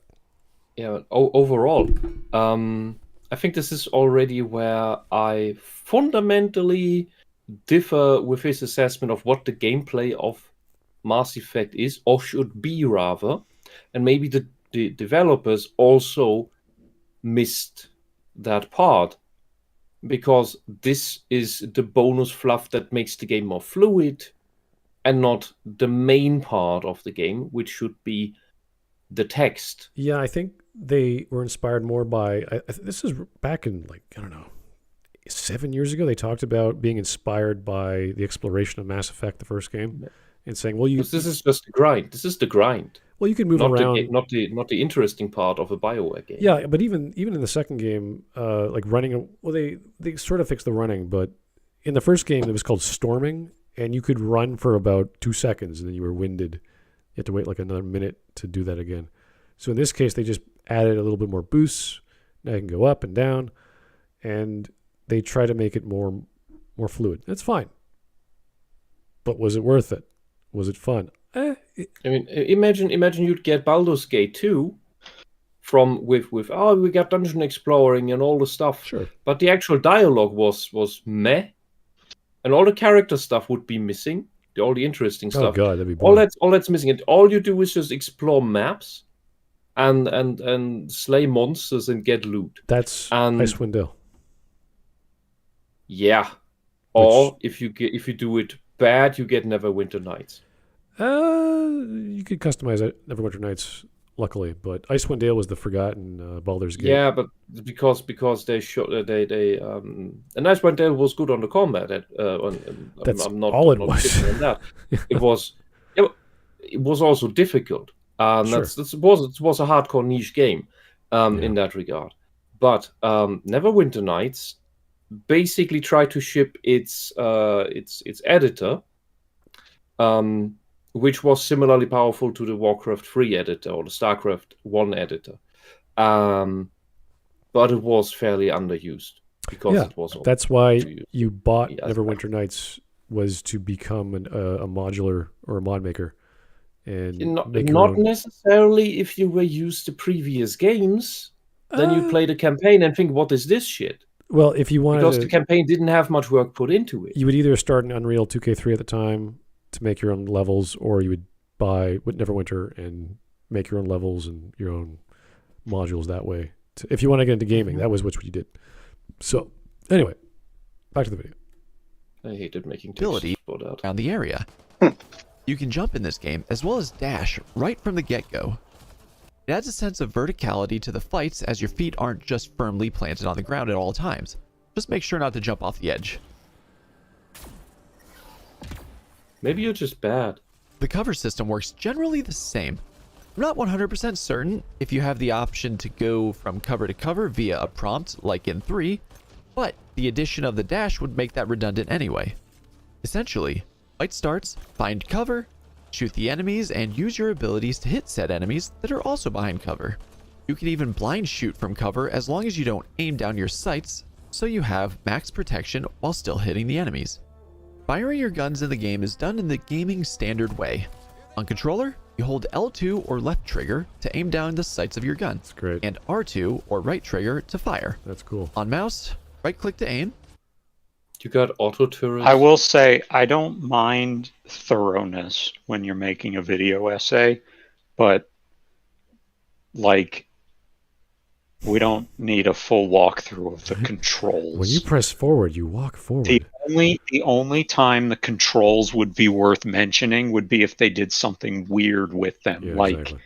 you can assume in a third-person shooter, it's industry standard that you will aim with the right mouse button and shoot with the left mouse button, right? You would only bring it up if for some reason it was like, the gameplay is mostly functional, but for some reason on the default settings you aim with the letter H.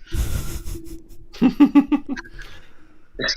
be like for some reason you have to smash your face into the keyboard to jump, and it's like, oh right, okay, I can see there's a problem there. May I mention that maybe that's just a personal thing, but jump shooting in third person always looks stupid. Yeah, it does. You always look like you jumped off of a bike. Your legs are always like weird, and yeah.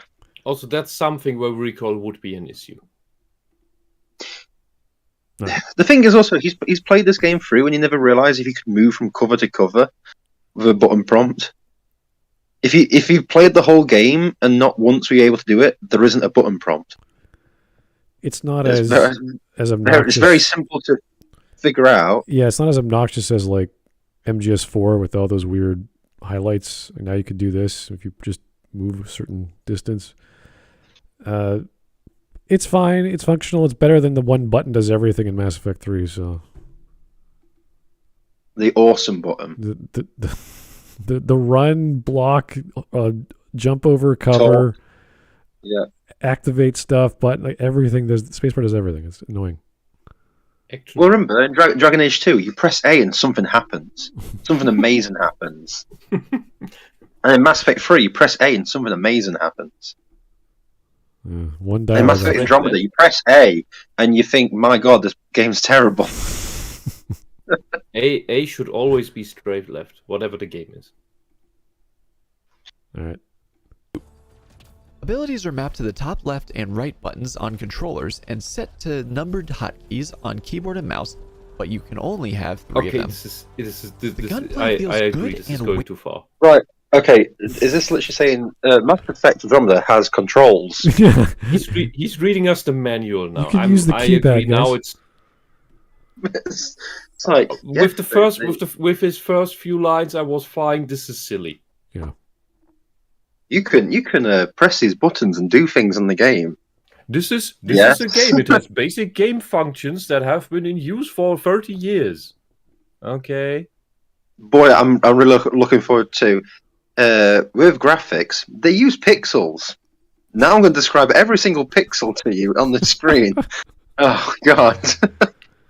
As long as it doesn't go into like quaternion math, I'm okay. Like, dude, you are just wasting my time. The dialogue system uses the English Pistols language. feel quick and responsive. Snipers feel powerful and tactical. What? And even assault rifles.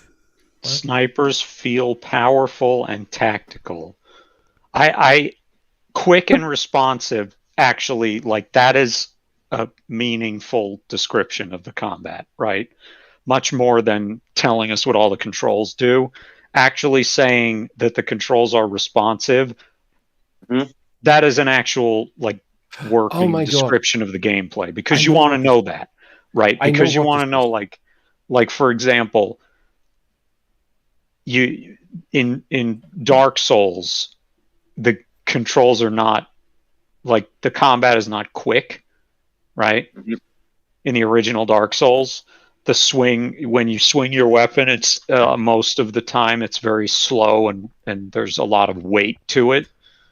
So you would want to know, like, that works, but powerful and tactical doesn't mean anything. I wanna say I think I know what this is. This guy studied media science, because this is how a media science talk is made. How they explain every single bit, because they have actually nothing to say and they don't really understand what they're talking about, because they're media scientists. They have to make up shit, because there's not actually much to talk about, especially in when games are the topics of contention. I remember being at one such presentation from a student in let me lie, 2010, 11, probably more like 11. And even the president of the local arts university was there, which has the media science department. So the presentation was about World of Warcraft. I don't remember the actual topic. I think something about people working together. And he was explaining what's on the screen and what the stuff is. And he was calling the priest a mage. It's not a mage, it's a fucking priest, it's a healer.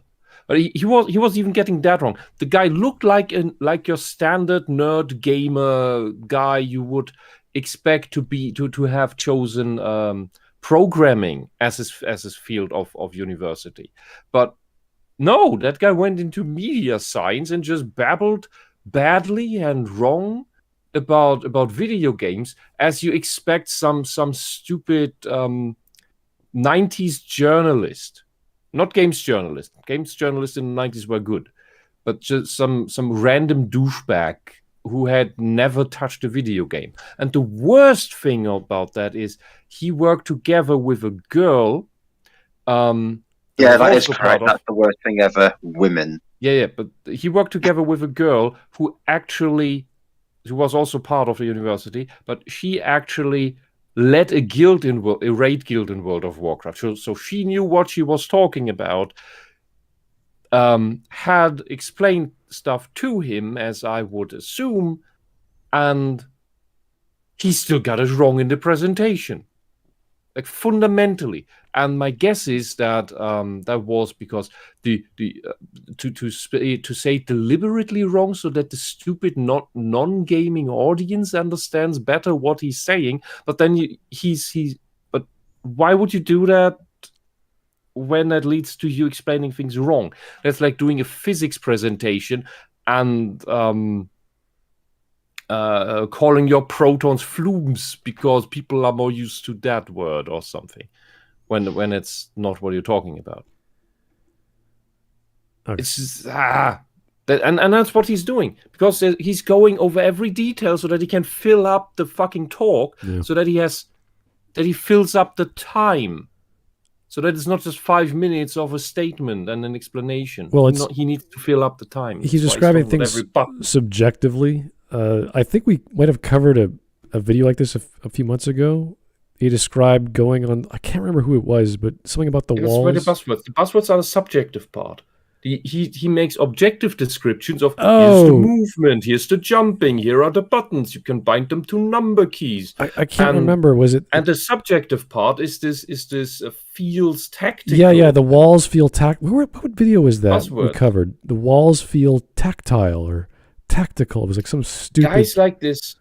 Guys like this become board advisors in companies that with these bullshit buzzwords confuse the board into making stupid decisions so that these guys get paid.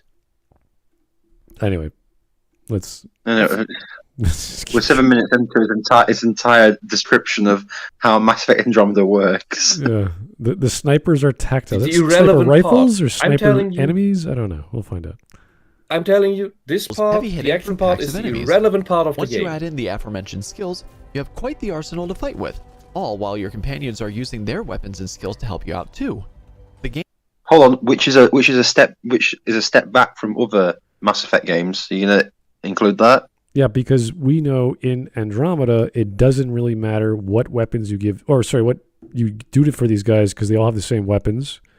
The levels are they can't use it. They can't use any weapons apart from their basic set. Yeah. Whereas in other games you can give them better guns. Right. So they took a step back there. There's no need to upgrade them or give them armor. There's no difference. Oh my god. No, because you can't. Yeah. You're just telling me that Ever Oasis, a game for the 3DS for 6-year-olds, has better team interaction and equipment stuff than this. Mass Effect 1 has better stuff. Yeah, if you see the AI for Andromeda for your squad mates, it's hilarious.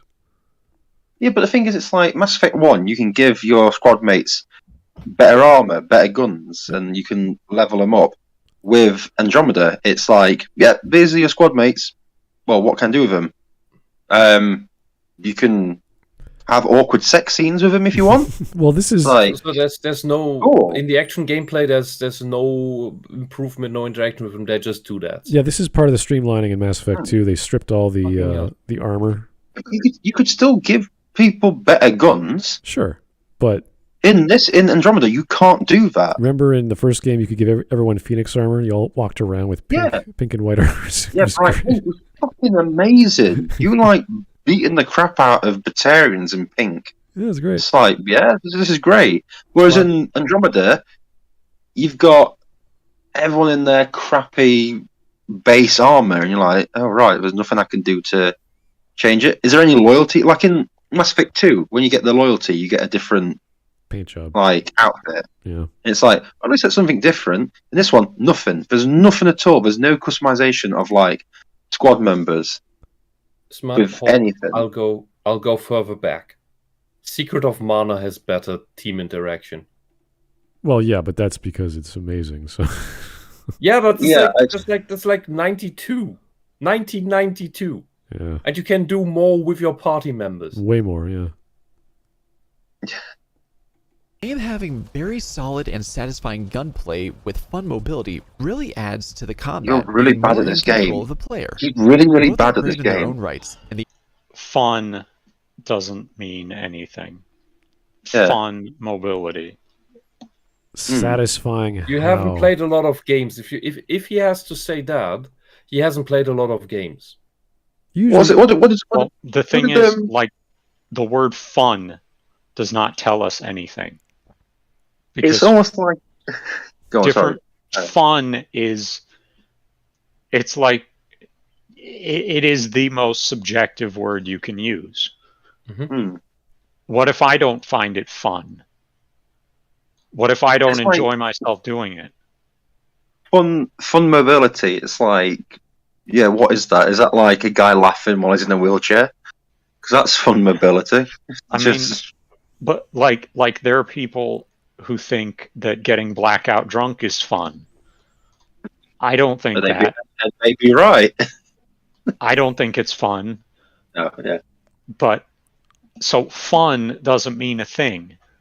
Yeah. Give us an actual descriptor of what the mobility is, what makes it good. Yeah. Fluid move around. mobility. Yeah, like when we talk about firing a gun, which you should in any first-person or third-person shooter, this sounds like it has impact. It hits and it looks like it has impact. That feels good. That's a good feeling from a gun. That's what guns do.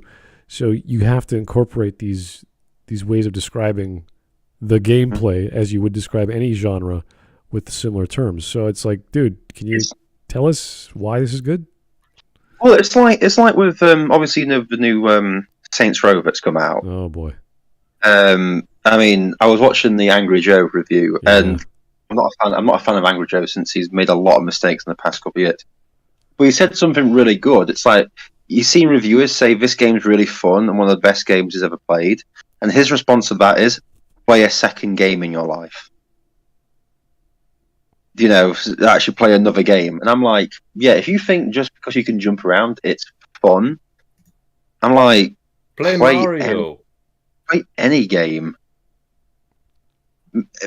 Mass Effect Andromeda has got similar gameplay layouts as pretty much every game in the modern era, even going back. And it's like, this isn't original and different. It's kind of, yeah. You can say it's catching up on the action gameplay. Somewhat, okay, yeah. But that's not the important part of a Mass Effect game. It's a nice to have. If this was closer to Inquisition, where you had to randomly stake your claim on a certain geographical area and say this belongs to whomever, Just plant a flag, control a point, start building a base. Like imagine this thing, you could build up this base. Like you just have defenses, walls. Be like, hey, that's cool. And you would be making outposts. It would be something to do on all these planets. And you could leave people there and they could defend it. You have like little turret AIs or NPCs running around. That'd be cool. That'd be kind of neat. Even Fallout 4 had better stuff for the settlement.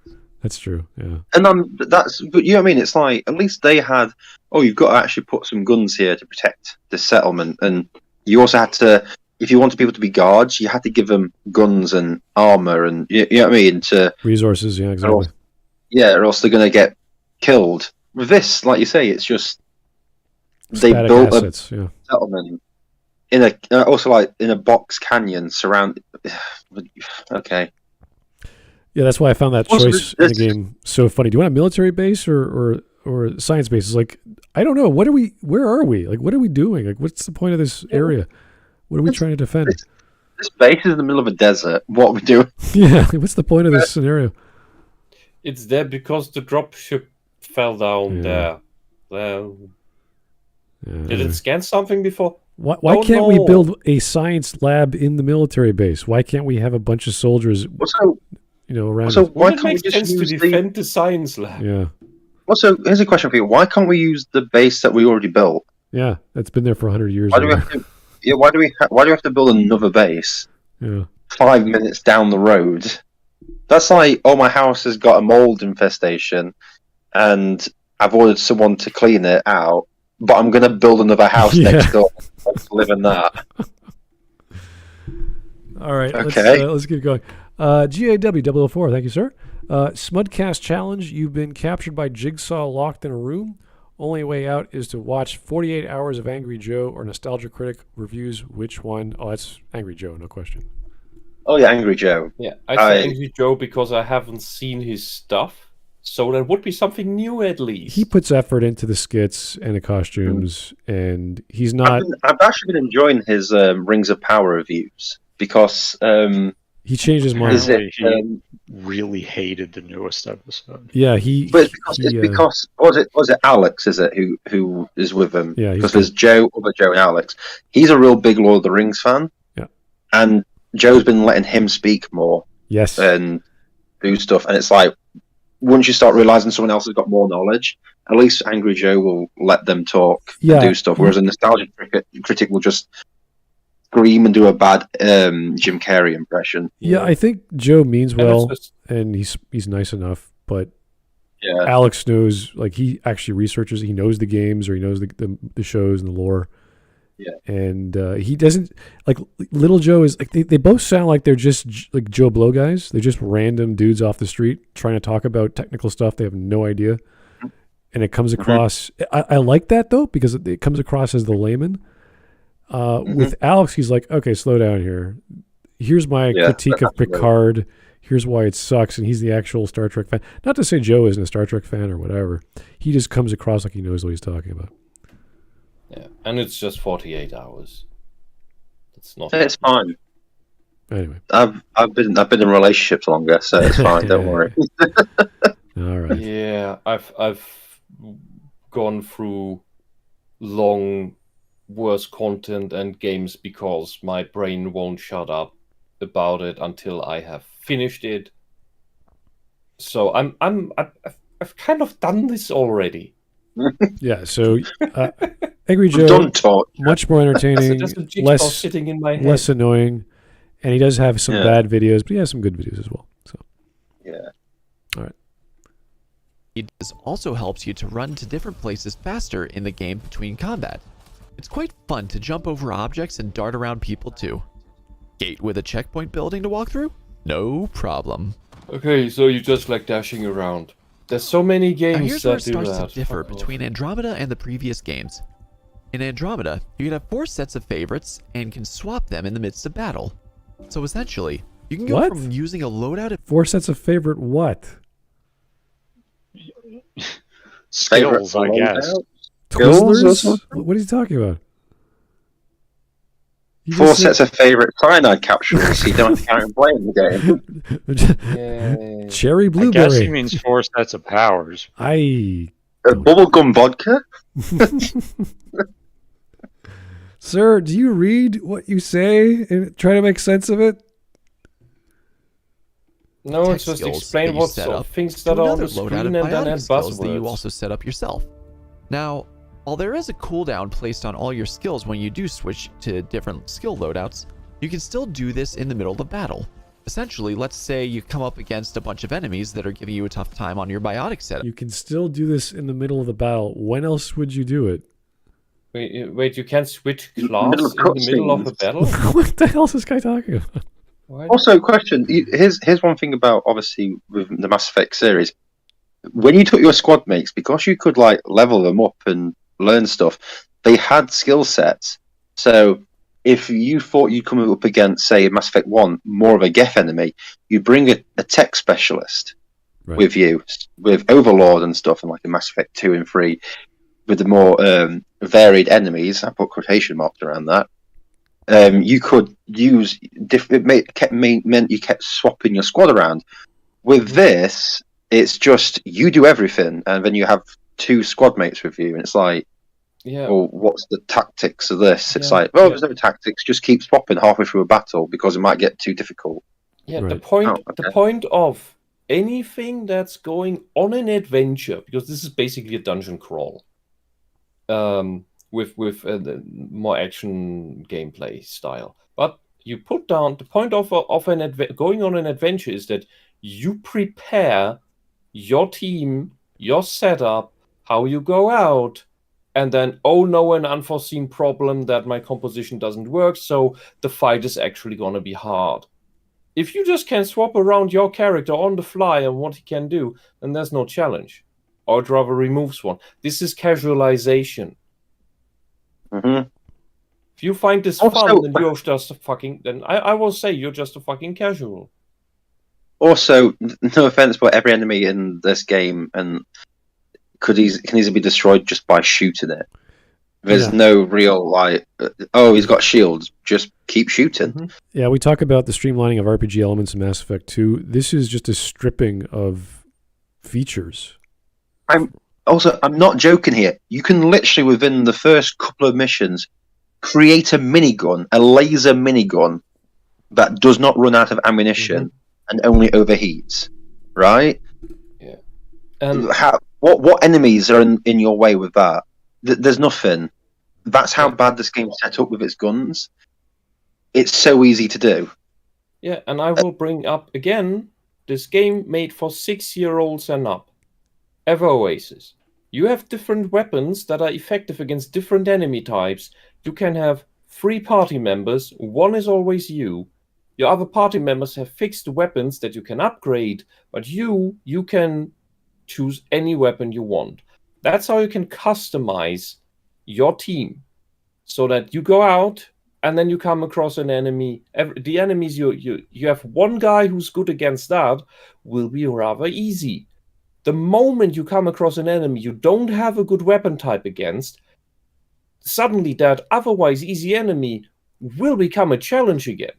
This game lacks that, or rather removes that aspect that a game for children has.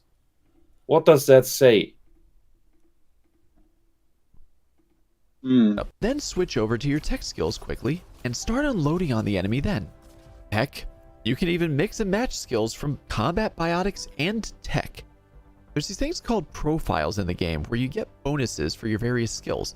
So when you match them up accordingly, it helps out to make your skills even stronger. You have 3 profiles that are meant for going 100% Great, you can level in one of the 3 skill abilities trees. up. Go, Soldier for combat, continue. Engineer for tech, and Adept for biotics. Then you have another 4 which blend the various skills together, and the profile that works with them helps you to make the build even. Look, I hope this guy never Go becomes a on. warrior, because his defense is just terrible. I'm stop. This is a difference between autism and whatever he's doing. There's no purpose for what he's doing, and he's missing the point of what these types of games are supposed to be. He's droning on about, the action gameplay part is actually bearable. It's a guy like to play it. That part is fun. That's not what these games are about. You are dazzled by the blinking lights, literally. The problem with Mass Effect is not this part of the game. The problem with Mass Effect Andromeda, specifically, is all the writing. That's why people hate the fucking game. You're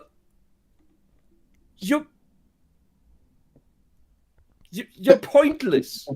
Well, You're if trying to excuse, the basic game functions of the game function. That's why the game is okay. I'm defending the game because you can play it. Yeah. Fuck off. The argument usually from fans who like the game say that the combat is fun. So if that's his premise, fine. But he's not doing a very good job explaining why the combat works. He's just describing the system. He's like, okay, here's the part you could level up your biotics. You're like, yes, you could do that in the other games. What's your point? And you could mix and match them. It's like, yes, some classes do that in the other games too. What's your point? I think he meant to say the profiles were your favorites or something. I don't know. He's getting over himself. And we're sort of sitting and going, yes, you can shoot things. Yes, you can have skills. Yes, there's cooldowns. You can play the game. It's like, yeah, I know. I did it. Compare this to Lands of Lore 2, which has completely cryptic gameplay. Great story, absolutely gorgeous story. Exploration feels great and natural as you go through these different environments with these different creatures that have different behaviors and these absolutely eerie dungeons that can scare the shit out of you, especially if you're a bit younger, and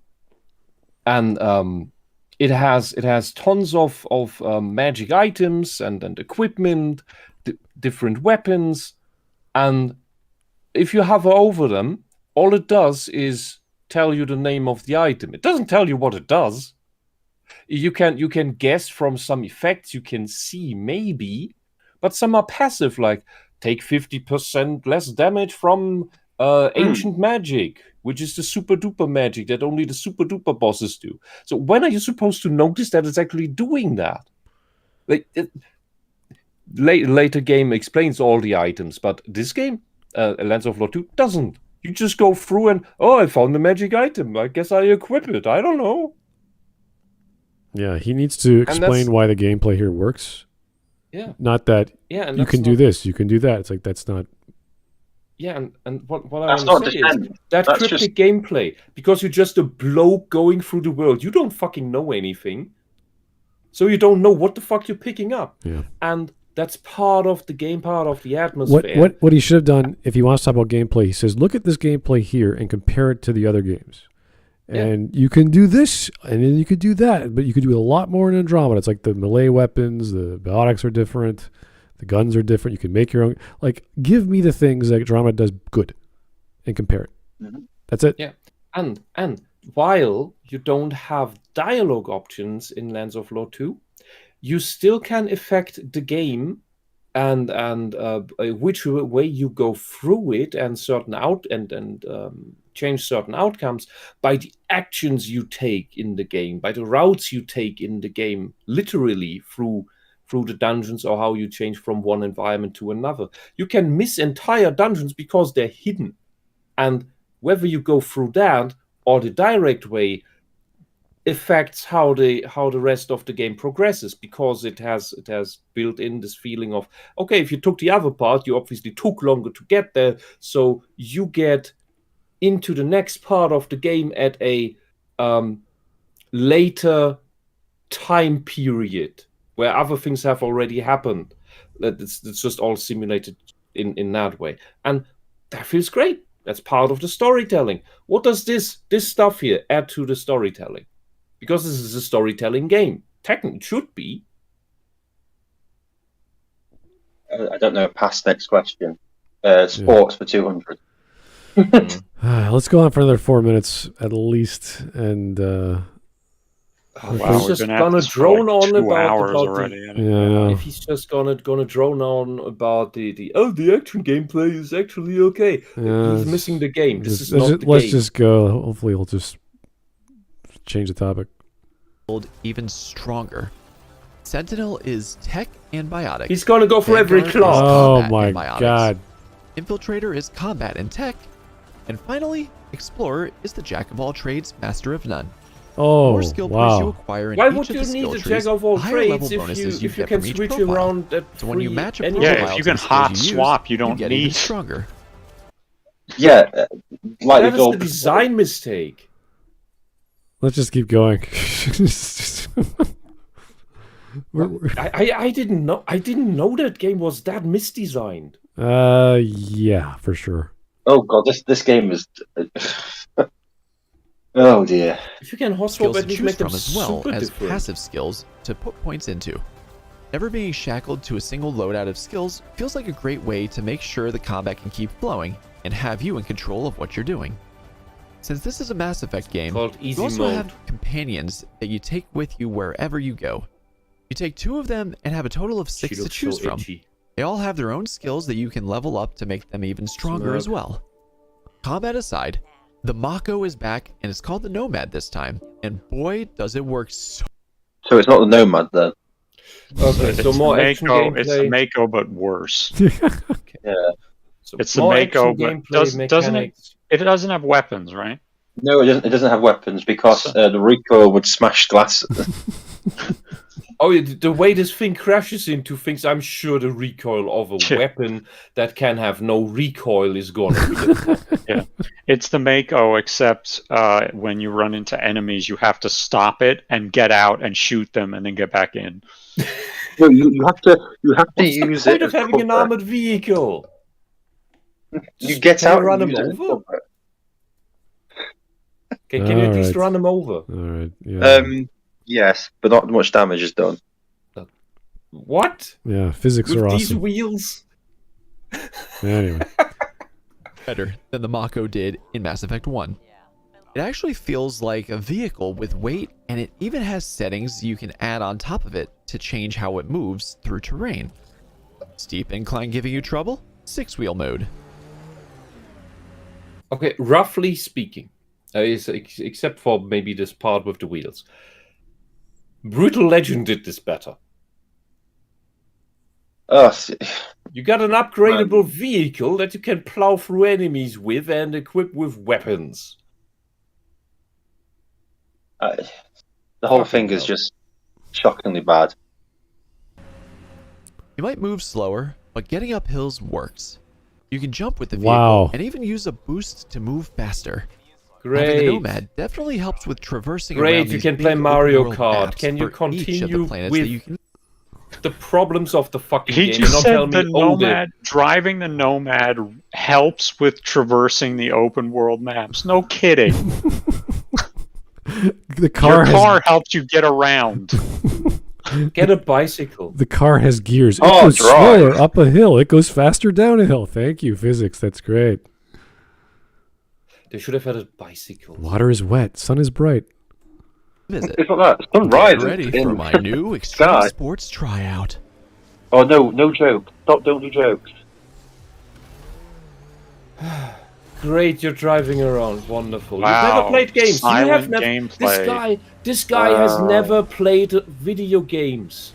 Oh my This god, is this the is first exactly, game this where is you exactly can- like the Maker. Planets Planets are do shit big like and this. varied with what kinds of terrain you'll be going over. Examples only from the reason he snow likes and ice this. planet Volt. They're not varied. It is literally desert, snow desert.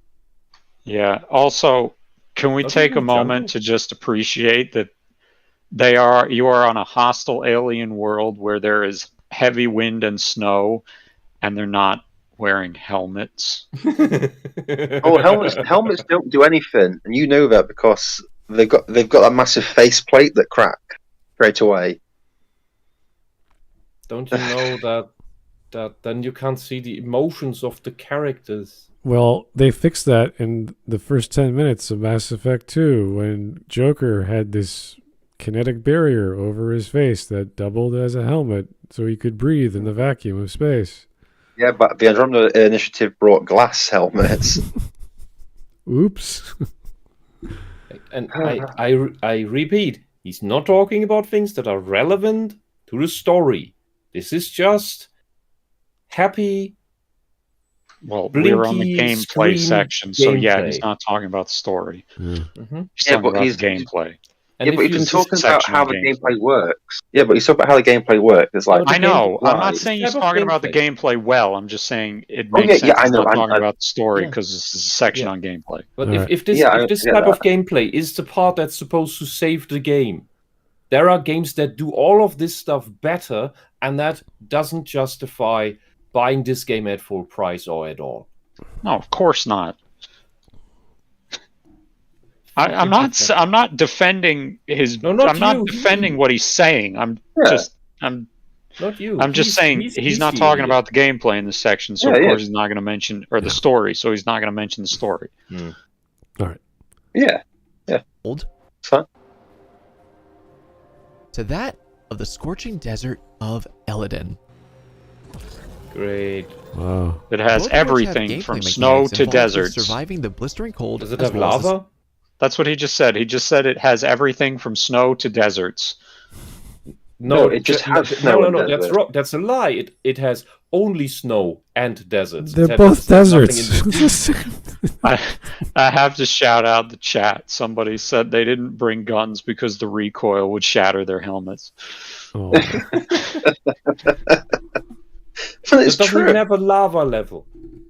It does have a lava level. You shoot a Forget lava, forget snow and desert.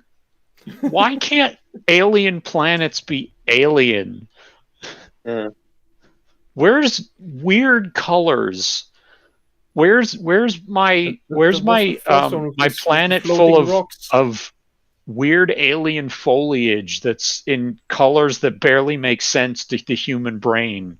But that needs the to be weirdest all planet is the modeled first one and you go to. animated. That Well, all needs to be animated. I know, but and- like, and where's modeled, like and that's why you get a where's desert. There's not much to do. strange elements and non-Euclidean geometric formations Ah. and alien life in the alien galaxy? Nah. well, I'm always going to argue where are all the shuttles? So They've got loads of shuttles. That's all they seem to have. we use a car to get around because that's smarter. No, but they have I- shuttles. They land with a shuttle To get in the car? to get in the car. Yeah, That's great. I love it. the Let's traverse Tempest the can entire land. planet in a car. Yeah, no, but the Tempest can land on every planet. And then we get in the car. So they can just land their massive ship anywhere. Does the shuttle have any Why guns? are they driving a car? And they have shuttles. I Why are they remember driving a I car? remember the shuttles in Mass Effect 2 and 3 having guns, so I don't know. Yeah, no, it's the Kodiak 47 or something. Yeah. Still using this one, and it's like they have guns. In fact, in the Codex, I'm pretty sure you could also fit a Phoenix cannon onto it, because you can fix one of those onto anything. I would almost say Mass that- Effect itself, like the real ones, even they forgot the Phoenix cannon. So Phoenix missiles do a shit ton of damage. What the fuck's a Phoenix missile? aside from the shooter weapons or the sci-fi part of this, the stuff that he likes, you can play Breath of the Wild and have a better game. The guy just all that's in Mass Effect Andromeda is in every single game. Yeah. From even before Andromeda was made. Yeah.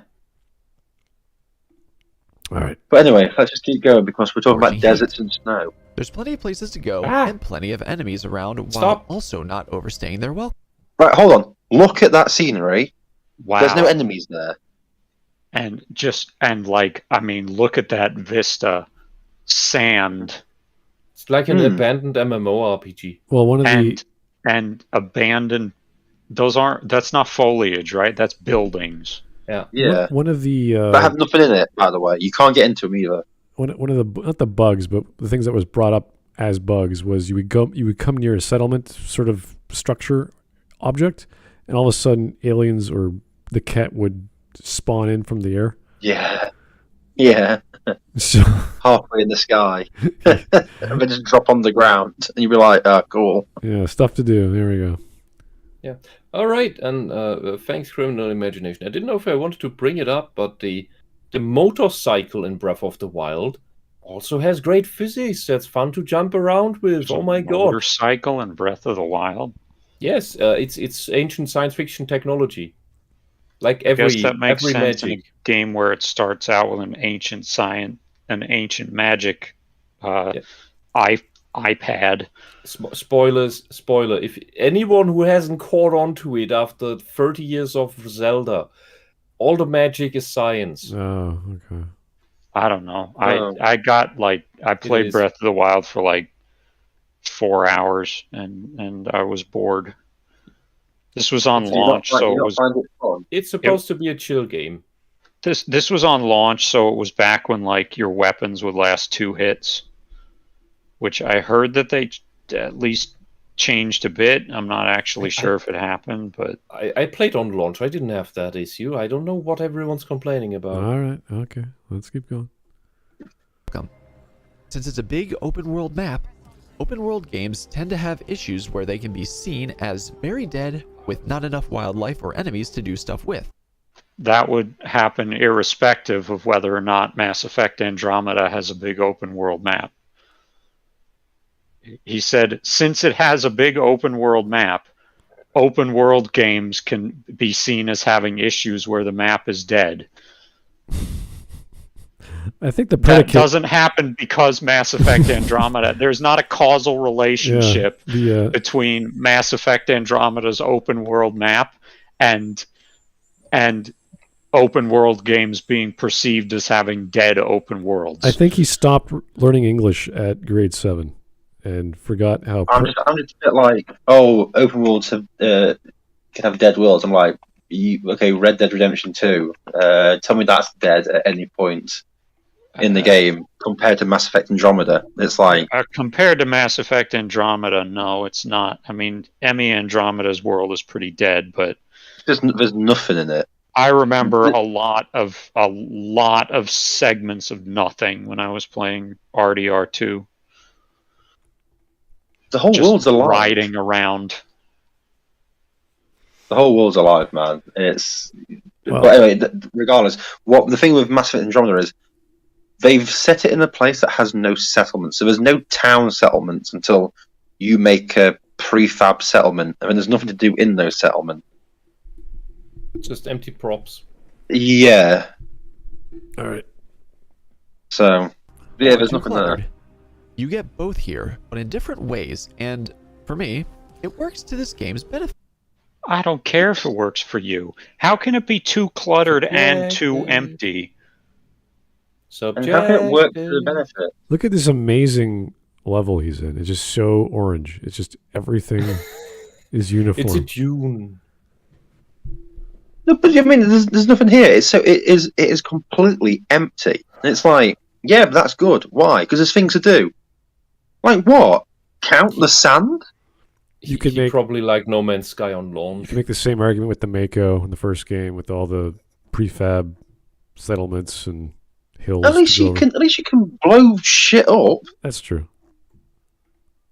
There's like you can like, and at least on like what I used to find funny because obviously I was only like what 14 when Mass Effect 1 came out was the fact that when you kill people, you can still shoot their dead ragdoll bodies with the Mako all around the map.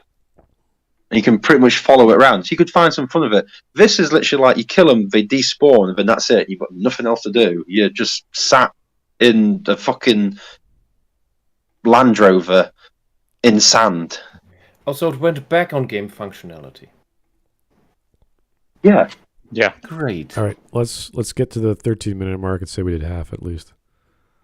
Comes to this game's location of Andromeda, the planets are supposed to be uninhabitable or degrading.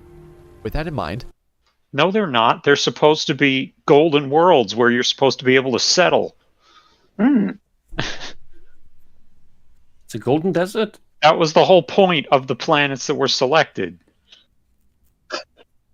Yeah. That's the reason they chose all these planets. Who chose Ice World as one of the golden worlds? It has water. Desolate desert. It has air, I guess. From an entire galaxy that has a galaxy spanning empire, and you manage to find the one pocket where it isn't, and shitty planets. I just like the fact that they found 7 in the same cluster. And then they went, oh, it's meant to be uninhabitable. It's like, no, there's meant to be 7 golden worlds here. It's a twist. Also, your expectation. Yeah, but also, you see what's on the screen right now, that massive worm creature? It's like, yeah, we're going to build a settlement right next to that. There's no problems with that. Hey, it's like the Moth first Islands. game. Wow, it's so great. having big open world spaces makes sense in terms of the lore. But what happens How? in those spots for the gameplay? Well, I guess it makes sense in the lore in the sense that they're planets. The lore is the problem, you fucking hell. Ben. Space is big. Okay, thanks. Because of the lore, the game is shit. Because of the lore, the dialogue, the writing, the everything. That's the reason the game is shit. You can drive around. We're great. That is irrelevant. It is seriously irrelevant to whether Mass Effect Andromeda is good or not. you can grab it, find hidden chests, and just ride around in a nomad doing sick tricks. Play instead. Play. What was it called? Wind Waker. Legend of Zelda Wind Waker. You can sail around with a boat.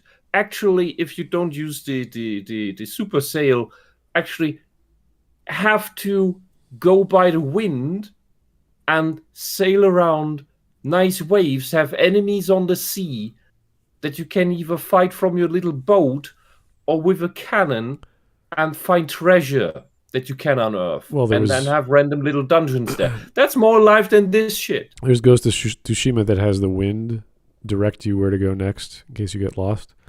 So there's all kinds of cool things you could do in a game in an open world to make it more interactive. I like the fact that story his idea of what's fun in the open world for Mass Effect Andromeda is collecting minerals and driving around the empty space. I'm telling you, this guy hasn't played video games before. This is his first game where he could ever do this. Yeah, but he's doing sick tricks, guys. Well, look at this sick trick he's about to do. Okay, here we go. He's just driving into a hole. On the Oh, he opposite died. spectrum, The fuck? there's a planet where the map is smaller, He lost the game. That's fun. but much more cluttered. Yay. Because of this, you can't use the nomad on it due to the foliage being everywhere, but everything is within walking distance. You also have enemy groups in closer vicinities and hit them more frequently. So essentially, you have both of those issues in Andromeda, but I do think that they're very passable and work well. Having a variety of planets that have distinct looks and feels with various kinds of wildlife is a great way to help keep the site. They haven't got distinct wildlife. They have the same animals on each planet. Yeah. Which makes no sense. The thing is, I actually kind of agree that in an open world context, mixing up cluttered planet and sparse planet could work, but that doesn't mean it does. Yeah, but It could. The problem is what is it? There's 5 planets in total, I think, and 4 are empty, and then there's this one with cluttered. Yeah. You do want variety in your open world, but that Mass Effect Andromeda, that doesn't mean they actually achieve what they're setting out to achieve. Mm-hmm. It's like in Inquisition, they made 2 desert levels, and even then I was like, oh, hang on, why is it 2? If it's just the exact same stuff, you're just looking at sand. But at least they had like cities you could go to or towns you could go to. Whereas in Mass Effect Andromeda, there's 2 desert planets, Eos and Eladon or whatever it is, a snow planet which is pretty much another desert, and then you've got this planet, and then the one with all the volcanics, the acid water, which is just a green desert. Pretty much. You're like, right. Everything's open and flat, apart from a few hills you've got to go up. Spread around. There's no difference between the 4 major planets. Okay. So, yay. Sites being varied enough so we don't get bored. In fact, the art team did a fantastic job at creating these worlds. I've stopped plenty of times just to soak in the sights. I mean, yeah, some of the vistas are nice. Okay, I'll give you that. Oh, wow. I repeat, Exploring in he hasn't Andromeda played a isn't lot of limited to the games. planets you can land on either. You have an entire cluster in Andromeda as the map that you can fly around in. Visit various... An So the entire reason that the cluster? story, the bad writing is irrelevant is because the game looks pretty. No, it's not that. You have an entire cluster you can travel around. What an entire cluster! My God. Slow down there, mate. Next thing you'll see, we could go around an entire galaxy. Whoa, jeez. Yeah, not only that, you have an entire cluster you can fly around, and he immediately shows you not flying around. Yeah. He just showed you selecting a planet, and then you go to the new planet. Yeah, so Yeah. he has to do this within context, and we all know the other Mass Effect games. So if he wants to make an argument, he has to compare and say, look at this game like this other game, like the Mass Effect games, or like this other space adventure game. It does this better. It's like, okay, great, now I know. He hasn't done that. He just says, you can do this. It's like, yeah, I can do that in Mass Effect 3 times more over, because there's a lot more variety. And there's mini games as well within the, if you even like those mini games from Mass Effect 2 and 3. So I don't know. It's just, dude, like you're missing the arguments that you should be making if you're talking about space exploration or fighting or whatever. Yeah. This game is to stand out by story, character interaction, all of yeah, that. remember, I don't know if And you guys remember this on launch, If but it fails on that, it's useless. when you zoom into the planet, it takes like 30 seconds. People were complaining it was taking too long just to access the planet, so they cut it down to like... Yeah, no, but the problem was it was every single time. Yeah. And it was one of those where it's just a bit like, that's great. If you want to watch it, you can watch it. But when every single time you went to a planet, it was like this. Yeah. It was almost a minute long cutscene, like of zooming into the planet. Yeah. And it was just a bit like, no, this really can, this can speed up a little bit. There's no reason for this. Just give us a button to skip. systems, Anyway, and to the planet to scout them out with probes to get more materials. Even using probes to find hidden objects to visit in various solar systems such as comets, wrecked ships, and asteroids. While we're talking about materials, Wow, you made the most boring part of Mass Effect 2, and then what? You made it into asteroids as opposed to planets? you can do that in Mass Effect 1. You can scan for stuff in Jesus Christ. Did everyone forget they're looking for the Asari medallions? Oh, jeez. Oh, Trade God. that was insignias, yeah, all that Yeah, crap. That was in big the news and stuff. matriarch's writings. Yeah, 20 light minerals, 20 heavy minerals, Yeah, 10 15 gases. Yeah. It's like, yeah, you can do that, and then you can find things in like Mass Effect 1, and then Mass Effect 2, you can scan around and find stuff. It's like, yeah, okay. Then Mass Effect 3, you can find war assets. Yep. And it's like, okay. At least as samey as the planets on Mass Effect 1 could be, they were varied enough that it did actually make you feel like you were exploring a galaxy. Right, yeah. Yeah. And they gave you a sense of scale. Andromeda doesn't really do that because it's only got like 5 planets.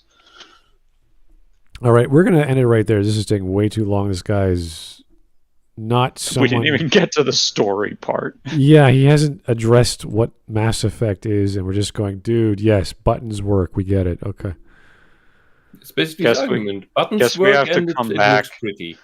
Guess we have to come back and finish this because we didn't actually get to his defense of the story to rip that apart. You just described the game as a function of... You know what game has a Went pretty through a good open manual. world that feels like it's a decent balance of stuff to do? Elden Ring. Mm-hmm. I just say that because we're talking about open world games, and I just beat it this morning. So, Yay. and then I started over in New Game Plus. You know what? You know what game has keys that you can bind to stuff? Every game. You know what game has controls and gameplay? Most games have controls. Mm-hmm. Yeah, but you can do sick tricks in certain games. I'm just going right through all of these memes because they're just so ridiculous. Well, you could have just said we do memes. I feel like a fool now. Oh my god. Dies of death? What the hell? What am I looking at? Wait, hang on, where? Oh, I said outside. Hang on. I have no idea what... Is this from Mass Effect 3 or 2? I think it's from 2. Wait, what if Commander Shepard had WhatsApp? Elusive man, fucking kill yourself, Gareth. I need cock. Totally. Jeff Bezos has $121 billion. Population of Earth. Try and fucking kill yourself here. I need cock. You didn't fucking kill yourself. What the fuck is going on here? Oh boy. Okay. Yeah. That next one's with the bear. Your son has been expelled from 109 human colonies. Yes, but it's never been his fault. The problem with Cyberpunk is that the game is advertised as an RPG while your character is the same guy every playthrough. Tabletop character sheet versus main character. Is that the argument? Yeah. I think that's part of Razor Fist's problem with 2077. Okay, but you're comparing different genres. I don't know why. Well, because it was advertised as an RPG. It's not very RPG-ish. Okay. That, as I recall, that was Razor Fist's complaint about it. Okay. I have never played the game, so I'm just saying what his complaint was. I don't know how accurate it is. It sounds like he wants every RPG to be like D&D or Pathfinder or whatever. Pride. Well, I'm on record saying that most RPGs aren't actually. There's not a lot of role playing in them. Well, in the format. Majority of games that are called RPGs. Yeah. Fully automated luxury gay space communism. What the? That's what commies think they are making. Okay. Yeah. Communist mutants. Is that a... That's Communists are under the impression we live in a post-scarcity society for some reason. Really? Well, I think the current Yes, market forces are pretty obvious. Yeah. We have all the resources that we ever need, and the only reason we don't take care of everyone is because because capitalism says we don't want to. They actually think that. Yeah. Like, Mm-hmm. Yeah, if we had a Boba Fett jetpack scenario, that'd be cool. Mm-hmm. That's Fallout. Awesome. Love it. On the moon, though. That's really cool, yeah. Killing commies everywhere. Didn't know that I didn't know that Fallout was this cool. I mean, it was that awesome. looks like it. That looks like it's probably supposed to be in-universe, like an in-universe propaganda poster. Yeah. But man, imagine if we'd had Fallout on the moon. Oh. Imagine if there was Fallout content where you went into space. Working with women has me like the guy from Jurassic World. Oh. No, dealing with yeah. dinosaurs. Yeah. Put your hands up and just have them chill. Probably not the wisest thing to do to a velociraptor is put your hand out, but you know. I thought you could say not the wisest thing to do working with women.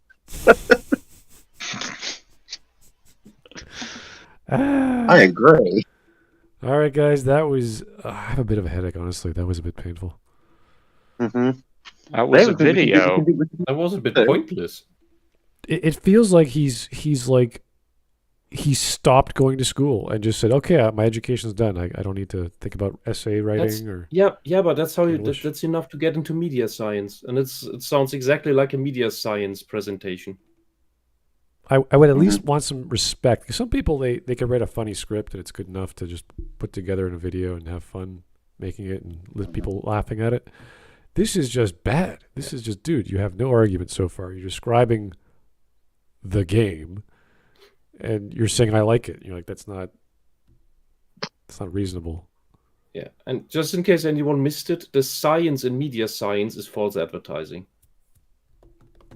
There's no science in media science. Anyway, I have to go stop looking at the screen and get a glass of water or something because it's hurting my brain. So thank you, guys. I don't know if you want to continue this tomorrow. If not, I totally understand.